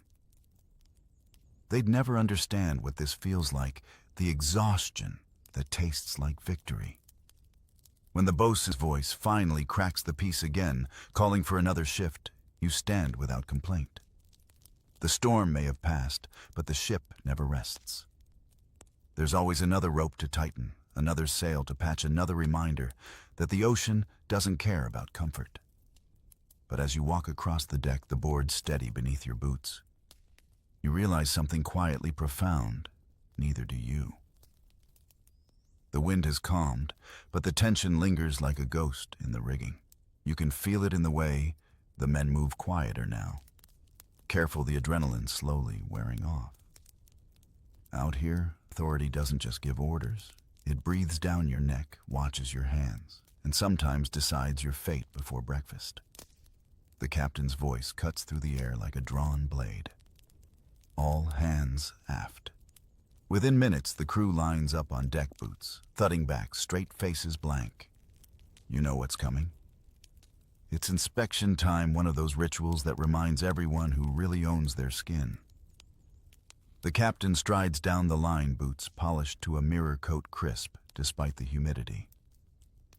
He's not a cruel man, not exactly, but he's made of the same material as the ship, hard, old, and unlikely to change. His gaze moves from face to face, pausing on unshaved chins, torn shirts, or ropes coiled sloppily. His silence is worse than his voice. Behind him, the first lieutenant follows like a shadow, noting infractions on a clipboard. Every tick of the quill feels like a sentence. When he stops in front of you, your heart tightens. You've done nothing wrong, but that's never really mattered, has it? He inspects your hands, your uniform, your stance. "You've been lazy with the rope work," he says flatly. You open your mouth to protest, but he's already moved on. The captain doesn't hear your side. The ocean doesn't either. Then comes punishment hour, the part every sailor dreads but pretends not to. The bosun's mate steps forward, holding the dreaded cat-o'-nine-tails, a whip of knotted cords designed to remind the body who's in charge. A sailor guilty of theft, drunkenness, or insolence is brought forward, shirt torn open. The crew stands in silence as the lashes fall, each one cutting through flesh and pride alike. You watch without watching, because looking away is forbidden, and looking too long feels like complicity. Discipline aboard isn't about justice, it's about control. A single man's defiance can spread faster than disease, and fear is cheaper than loyalty. Still, even the officers know that too much cruelty breaks a crew. It's a balance, enough terror to maintain order, enough routine to keep it from mutiny. After punishment, the bosun dismisses everyone, and the ship slowly exhales. The sound of hammering resumes, ropes tighten, and the illusion of normalcy returns. You see the punished sailor limp away, back straight face expressionless. No one speaks to him, not because they don't care, but because sympathy is dangerous. The sea eats weakness as readily as flesh. Yet behind that harshness lies another truth: the ship runs because of discipline. Without it, chaos wins. Every man depends on the other. Every mistake risks hundreds of lives. When storms rise or cannon fire erupts, you need to know that the man beside you obeys orders without hesitation. Fear, it seems, is as essential as rope. Still, some captains take it too far. The Navy has its legends, the tyrants who broke men faster than they broke waves. One such name still echoes through mess decks: Captain Bligh of the HMS Bounty. His strictness, his rations, his lashings, too many, too often drove his men to the edge. You know what happened next: mutiny. Fletcher Christian, once his trusted officer, took the ship's set, Bligh adrift, and disappeared into the Pacific. Every sailor knows that story, whispered like a prayer and a warning. Bligh's ghost sails every ship, the old hands say, meaning any captain can go too far and any crew can break. You keep that thought tucked behind your tongue, because speaking it aloud might get you flogged or worse, hanged from the yardarm, as an example. Punishment ends, but authority never sleeps. Even leisure is regulated. You can't sing without permission, can't light a candle after dark without risk of fire, can't even sneeze during inspection unless you want to scrub the bilge for it. Freedom at sea is an illusion painted in salt and sweat. And yet, sailors find ways to mock their masters without words. They invent nicknames for officers: Old Deadeye Lord Leech, the Parson of Pain, and whisper them in laughter below deck. The officers know, of course, but as long as the work gets done, they let it slide. The ship thrives on this fragile equilibrium: tyranny above humor below.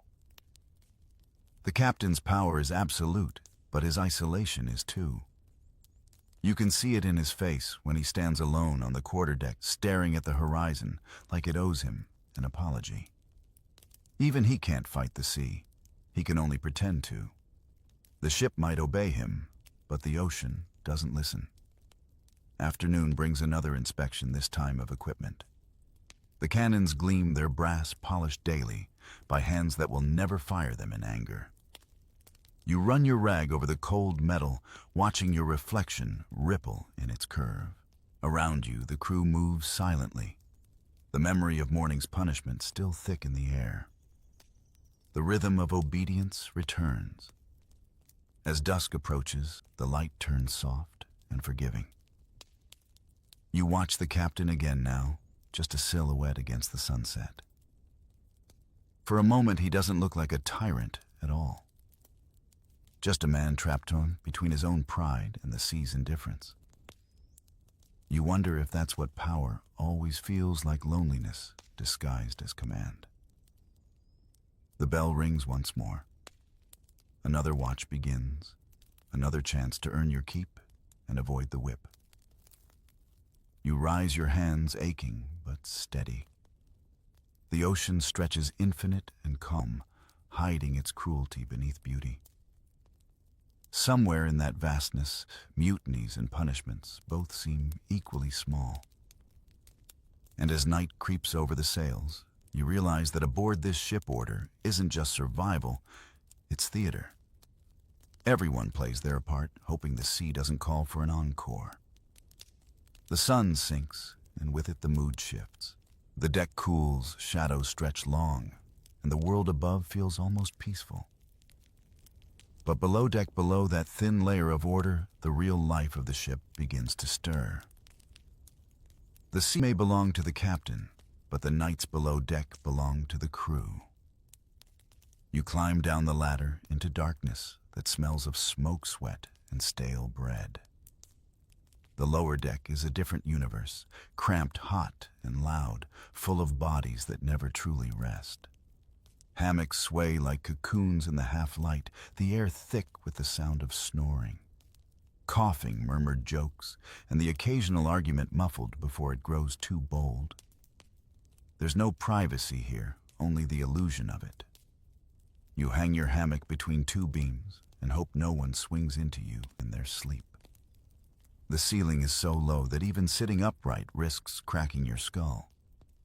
The boards drip with condensation, and somewhere in the corner, rats scurry over biscuit crumbs like they've paid rent. This is the sailor's refuge, their tavern, their prison. By unwritten law, officers rarely come down here unless discipline demands it. So, for a few hours each day, the crew breathes without supervision. You can feel the shift immediately. Laughter loosens, curses bloom freely, and stories start rolling like waves. A circle forms near a lantern. Cards slap against a crate, dice clatter, coins clink. Gambling is officially forbidden, but so is half the fun aboard. You join them not to win. No one ever really wins, but to be part of the noise, the ritual. The old hands tell tales of ports that sound too wild to be true. Silver streets in Havana, women with eyes like firelight in Manila mountains, of rum barrels somewhere in the Caribbean. Everyone knows they're exaggerating, but it doesn't matter. Imagination is the only luxury the sea allows. Nearby, someone plays a tune on a battered fiddle, 3 strings left, bow wrapped with twine. It's off-key, but beautiful in its persistence. The melody floats between hammocks, carrying fragments of home. For some, it's Ireland. For others, Africa, Portugal, or the Americas. The notes mix until they sound like nowhere and everywhere at once. A sailor named Gorman sits across from you, carving a small figurine from a scrap of driftwood. For luck, he says without looking up. You watch the shavings fall, each stroke careful, reverent. He's making a tiny ship, sails, masts, even little ropes etched into the grain. It'll hang beside his hammock until the day the sea takes him. Every man down here has something like that. A charm, a token, a quiet rebellion against being swallowed whole. You share a bit of grog, the diluted rum that's both medicine and morale. It burns going down, but warms the chest. Conversation thickens. The talk shifts from ports to philosophy. You think the sea remembers us? One man asks suddenly. Aye, another replies.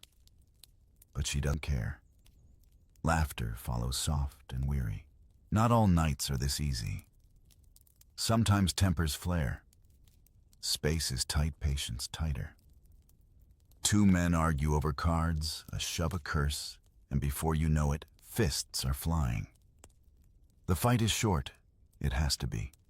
Others pull them apart before the noise reaches the officers. The bosun would flog them both if he knew. Down here, justice is quick and private. A slap, an apology, a shared drink. Grievances dissolve as fast as they form. Then there are the silences, those long, heavy stretches, when everyone's too tired even to talk. You lie in your hammock, listening to the wood creak and the waves slap against the hull. The smell of salt mixes with sweat and the faint sweetness of tar.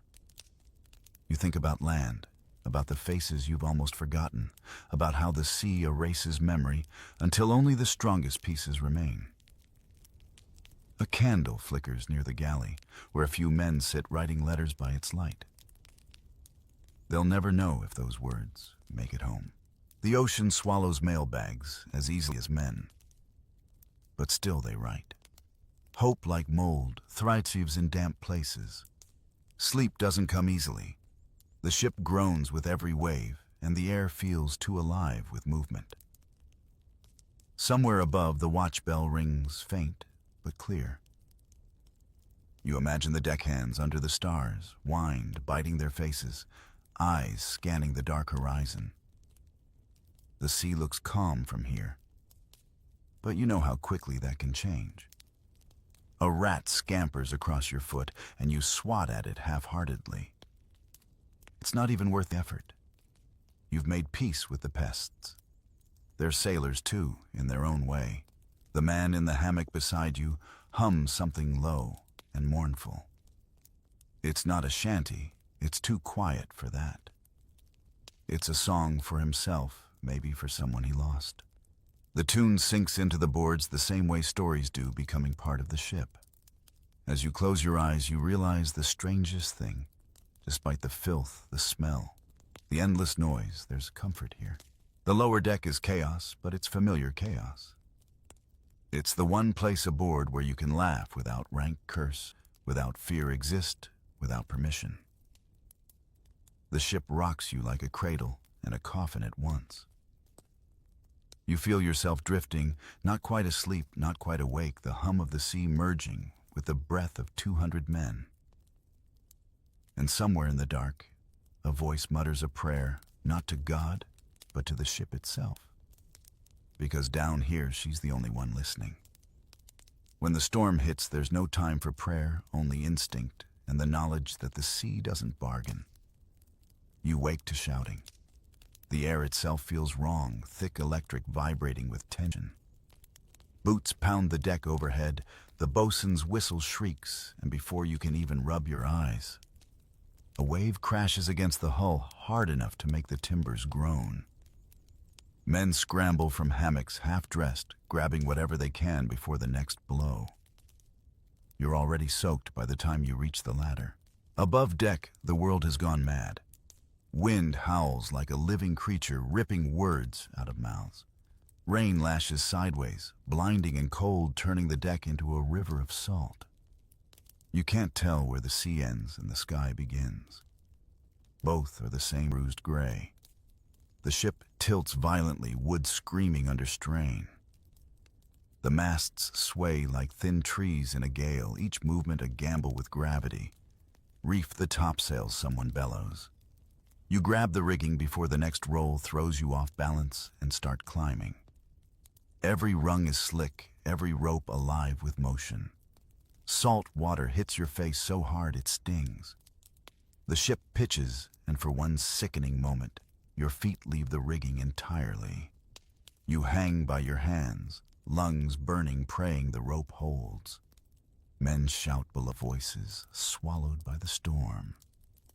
A sail tears with a sound like thunder, flapping wildly until someone cuts it loose. It vanishes into the darkness, devoured by the sea. The captain stands near the wheel, shouting orders no one can fully hear, his coat plastered to his back. The helmsman fights the tiller like it's a beast trying to break free. Lightning flashes, illuminating faces, streaked with rain and terror. For a heartbeat, the ocean turns white, endless, and then it's gone again. The smell of wet hemp and fear fills your nose. The deck tilts, and a barrel breaks loose, rolling toward the rail. You lunge and grab it with another sailor, both of you, cursing through gritted teeth as the ship lurches. The sea roars over the gunwales, flooding the deck knee-deep. Every step feels like dragging through quicksand. You can't even tell if it's day or night anymore, just noise and motion and cold. Then someone screams, a man's gone overboard. You see a flash of his hand, a pale blur swallowed by the next wave. There's no time to react. No one even tries to throw a line. The sea takes what it wants. The captain doesn't look back. Neither do you. The rule is simple: save the ship or everyone dies. For hours, maybe minutes, maybe eternity, you climb tie, pull, bail. Your fingers bleed, your voice is gone, and your thoughts shrink to pure survival. The wind roars like a god with a grudge, and the ocean answers back in rage. Somewhere deep in the ship, you hear the cannons shifting in their mounts, iron scraping wood, a sound every sailor dreads. If they break free, they'll smash through the hull like wrecking balls. Secure the guns, the order comes. You and a handful of men dive below water pouring down the stairs. The hold is chaos, barrels, floating ropes tangled the floor slick with seawater and oil.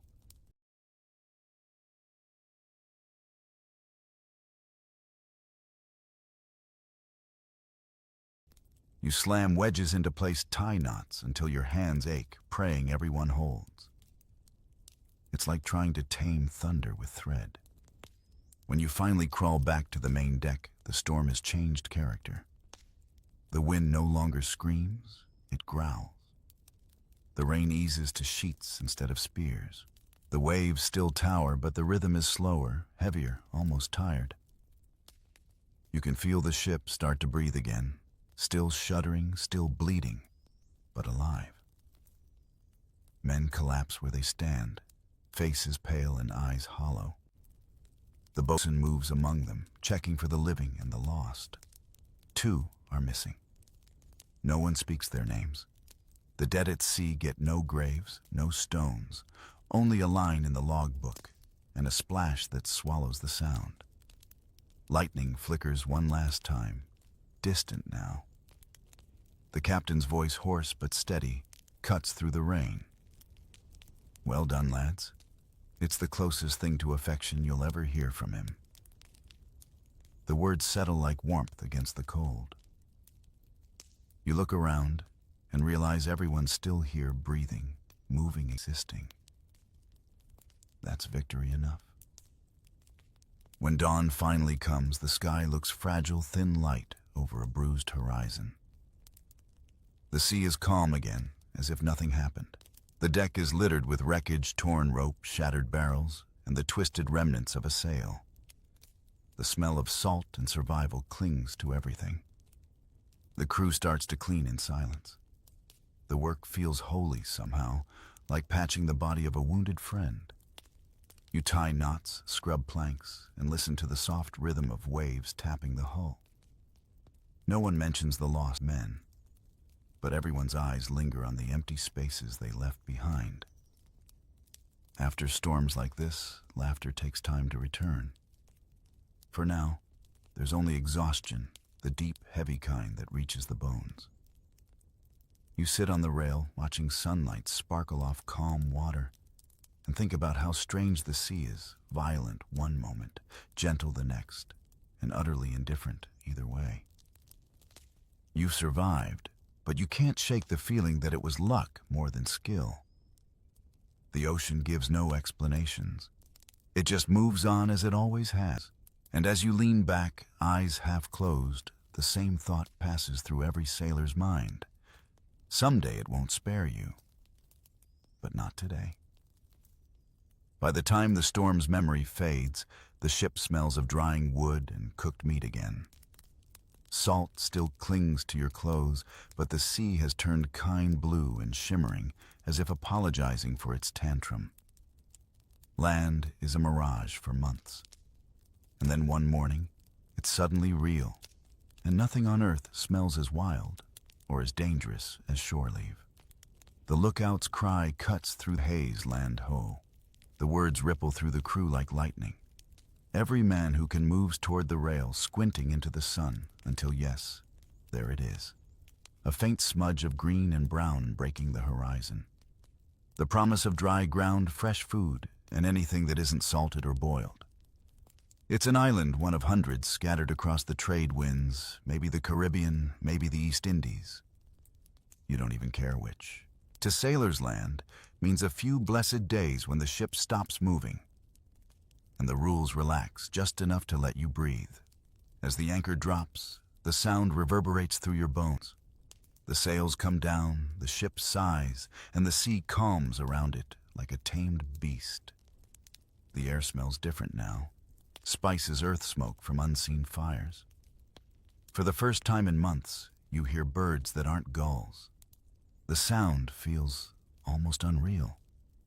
Permission to go ashore comes in waves. Officers first, then crew in shifts. You wait your turn, practically vibrating with impatience. When it's finally time, you climb down into the longboat, hands shaking with excitement. The oars dip, water glitters, and the island grows larger with every pull. Palm trees sway bright and impossible, and you can already hear laughter drifting from the docks. Your boots hit sand. It's warm, soft, and utterly still. The earth doesn't move beneath you, a feeling so strange it almost makes you dizzy. The world smells like fruit and sweat and life. You take a deep breath, and it's like remembering what being human feels like. Then come the temptations. Shore leave is freedom, and freedom turns men feral. Taverns line the docks like traps, barrels of rum stacked outside music. Blaring painted signs promising good company and warm beds. You and your shipmates tumble inside like starving wolves, laughter echoing off the wooden walls. Inside, it's chaos wrapped in celebration. Sailors from half the world mingle: Dutch, Portuguese, British, Spanish, African, Filipino. The air thickens with tobacco smoke and the smell of roasted meat. Rum flows like a river, cheap and warm, served in tin cups that clatter against the table. Someone starts singing off-key and perfect. You join the chorus, shouting the words even when you don't know them. For the first time in forever, you're not following orders. You're just a voice in the noise, a face in the crowd, another soul pretending the sea isn't waiting just beyond the shore. But freedom has a timer. You see it in the way the locals watch the sailors, half amusement, half wariness. Money vanishes fast. Fights start faster. A shove here, a spilled drink there, and suddenly a brawl erupts. Chairs break, bottles fly, and laughter turns to shouts. It's all part of the ritual. By morning, bruises and hangovers replace courage. Outside, the market bustles. Merchants sell everything from coconuts to coral charms said to ward off storms. You buy a trinket without knowing why, maybe as proof you existed somewhere other than the ship. Children run barefoot between the stalls, shouting words you don't understand. You toss one an old coin, and he grins wide enough to eclipse the sun. Further inland, some sailors wander into trouble of another kind. The locals, generous with smiles but sharp with memory, know the sea brings both gold and ruin. The wise men warn of curses, the elders trade stories about ships that never left. You listen, half believing. After all, if the ocean has a soul, then surely it remembers. At dusk, the captain's whistle calls everyone back. You drag yourself to the dock, drunk on sunlight, salt, and rum. The ship waits, her black hull cutting against the orange sky. Climbing back aboard feels wrong somehow, like stepping into a dream after waking. The boards creak, the ropes sway, and you realize you've missed her more than you thought. The next morning, hangovers hum through the crew like an invisible fog. The bosun's voice booms, half angry, half amused. Back to work, lads. The sea's not waiting. You groan, scrub the deck coil ropes, and pretend your head isn't splitting. Shore leave is over, and the price for joy is always labor. Still, the ship feels different now. There's laughter again, faint but real. Men trade stories about their adventures ashore. Most of them lies, all of them entertaining. The air hums with new life. Even the captain seems almost human. His usual frown softened by the scent of tobacco and the faint memory of peace. By nightfall, the sails rise again, white ghosts against the sky. The island fades into shadow, and the endless horizon returns. You watch it vanish until the last glimmer of light is gone.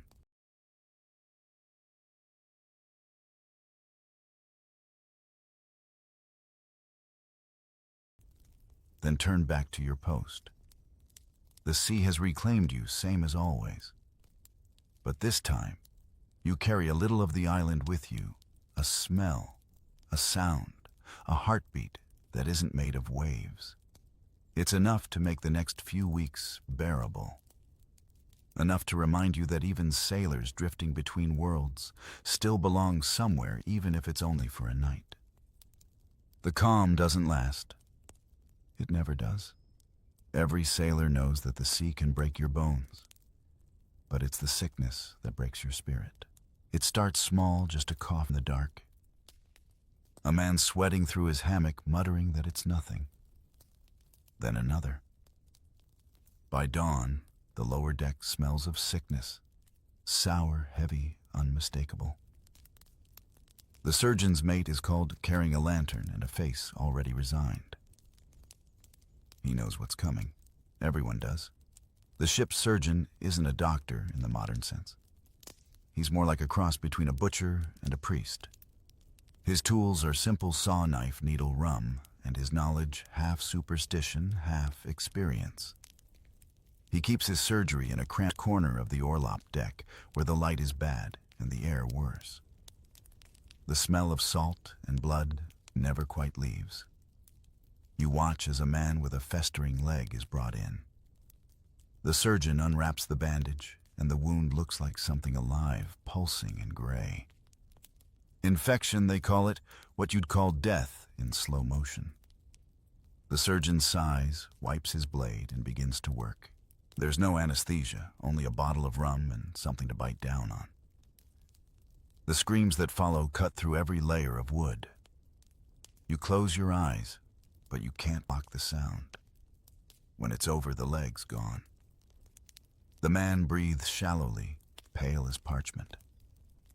The surgeon wipes his hands, mutters something about God's mercy, and moves on. You wonder if mercy has anything to do with it. Disease spreads fast in close quarters. Scurvy, an old hated word, returns like a ghost. Gums blacken teeth, loosen wounds, refuse to heal. You see men too weak to climb, too tired to talk. The cause is simple: no fresh fruit, no vegetables, just salt meat and biscuit for months. The cure is simpler still: lemons, limes, oranges, but you're weeks from any port. So the sickness eats quietly, one body at a time. There's another disease too less visible, but just as deadly. The sea's version of despair. The endless horizon, the unbroken routine, the knowledge that no one on land even knows your name. It wears a man down until he stops being one. You see it in blank stares, slow movements the way laughter fades from the mess. They call it melancholia. Today you might call it depression. Back then it was just weakness. The surgeon's chest holds more than saws. Inside are jars of powders, bottles of laudanum, scraps of herbs that promise comfort. Some work, most don't. The crew takes what they're given and thanks him anyway. Hope is its own medicine out here. One night you help carry a body up to the main deck. The stars are sharp, the wind gentle. The chaplain says a few words, short ones, because the sea doesn't wait. Then the body wrapped in canvas and weighted with shot slides from the plank into darkness. The splash is quiet. The ship moves on. It always does. The next morning, the routine resumes, as if nothing happened. The same whistles, the same commands, the same chores. Death is as common as sunrise. You find it strange how quickly grief becomes background noise. Maybe it has to. On land, people mourn for months. At sea you get a minute, then the next order. Still small acts of kindness persist. A crust of biscuit shared. A man humming a lullaby for someone who'll never hear it. A scrap of cloth used to wipe sweat from another's brow. You realize the sea hasn't taken everything from these men. It's just stripped away the lies. What's left, good or bad, is real. The captain visits the sickbay once, briefly. He stands there silent, looking at the rows of hammocks where men wheeze and cough. Then he leaves without a word. Leadership at sea is a lonely kind of cruelty. By now the surgeon himself looks half dead. Eyes hollow, hands trembling. He spends hours cleaning tools, sharpening blades that never stay sharp long. You wonder what keeps him going. Maybe duty, maybe habit. Maybe the same thing that keeps you swabbing decks and tying ropes, the knowledge that stopping means sinking. Outside, the weather turns strangely warm. The sea glows green at night, phosphorescent waves rolling like liquid fire. It's beautiful in the eerie way all dangerous things are. The men lean on the rail too tired to talk, just watching the glow. The air feels heavy, thick with salt and silence. For a few hours, no one coughs, no one works. The ocean, fickle as ever, grants a brief truce. Then the bell rings and life resumes. More decks to clean, more ropes to coil, more reminders that the ship never stops. You scrape barnacles from the hull, haul buckets, mend sails. The routine saves you, it always does. Later that night, as you lie awake in your hammock, you think about the surgeon's chest, the saws, the bottles, the prayers whispered between cuts. You realize it's not just medicine, it's hope packed in wood and brass, fragile, flawed, and somehow still working. And you start to suspect that's all any sailor really is, a small tired vessel trying to stay afloat in an endless sea. The sea at night is the loneliest thing in the world. Beautiful enough to forgive, vast enough to forget. It's the middle watch now. The quiet hours between midnight and dawn, when the ship feels like it's holding its breath. The storm's fury, the fevered chaos, the laughter of shore leave, all of it feels far away, dissolved into the hush of an ocean asleep. You're on deck, coat pulled tight, eyes adjusting to a sky so full of stars it looks alive. The sea glimmers faintly under them, black glass trembling with light. You can hear every small sound, the creak of ropes, the slow breathing of men asleep below, the faint knock of waves against the hull. Somewhere forward, a sailor hums under his breath, too soft to make out the tune. The ship for once feels human again. You lean on the rail, staring at the horizon that doesn't exist. The air smells cold and metallic, and the salt stings your lips. Every few seconds, a gust of wind rattles through the rigging, and the sails murmur like ghosts turning over in their sleep. You could almost believe the ship itself dreams. Your job on night watch is simple. Stay awake, stay alert, stay unseen by trouble. You pace the deck slowly, boots whispering against the planks. The lantern light flickers across your hands, painting them gold and shadow. There's something soothing about it, this solitude. For the first time all day, no one's shouting.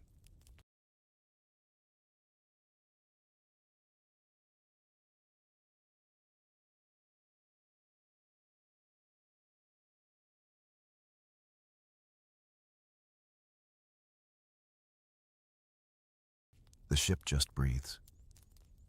You think about home, or whatever version of it you still remember. Maybe a field, a street, a face. But the memories feel fogged, slippery. Years at sea blur time until everything that isn't water feels imaginary. You realize that most of the men aboard can't even picture their hometowns anymore. They remember the smell of tar better than grass. Far above, the lookout shifts in the crow's nest, silhouetted against the stars. You envy him a little. From up there it must feel like standing between worlds, the heavens above, the ocean below, both endless, both unknowable. You wonder if anyone ever gets used to that feeling of being small. Behind you the helmsman murmurs to himself, hands steady on the wheel. The compass glows faintly, its needle twitching with purpose. You catch yourself thinking how strange it is that such a tiny piece of metal can decide the fate of hundreds. The ship follows its fragile truth, and you follow the ship's. That's the deal. A shooting star cuts across the sky, vanishing before you can even wish on it. Maybe that's fitting. Wishes don't survive long out here. They sink faster than anchors. Still, you can't help whispering one to live, to see land again, to sleep on ground that doesn't move, to taste fresh fruit that isn't pickled in salt. Small things. Precious because they're possible. The bells change. Another watch begins. The men replacing you climb up, half asleep, yawning into the night. You nod in passing a quiet exchange that means more than words. Still alive, still here. You descend to the lower deck, where hammocks sway gently like rows of breathing hearts. The smell of sweat, tar, and old wood greets you like an old friend. You crawl into your hammock, pulling the blanket over your shoulders. The wood above creaks softly, a lullaby you've heard 1,000 times. Someone nearby snores. Someone else mutters in a dream. The ship feels like a cradle again, rocking with that slow, steady rhythm that could almost be love. As you drift towards sleep, you think of the sea not as an enemy or a god, but as a teacher. It's taught you humility, endurance, and the quiet art of belonging nowhere. It's taken friends, given scars, and shown you sunsets so bright they hurt to look at. The sea doesn't explain itself, it just is, and somehow so are you. You imagine what the ship looks like from afar, a single flicker of lantern light moving across the blackness, smaller than a thought. And yet, inside that speck, there are 200 hearts, all beating in time, with the same invisible rhythm. It's absurd and beautiful. The bell rings once more above deck, marking the half hour. The sound is soft, distant, like time itself sighing. You close your eyes and let it wash over you. The motion of the ship blurs with your breath. The sound of the sea becomes your pulse, and the world fades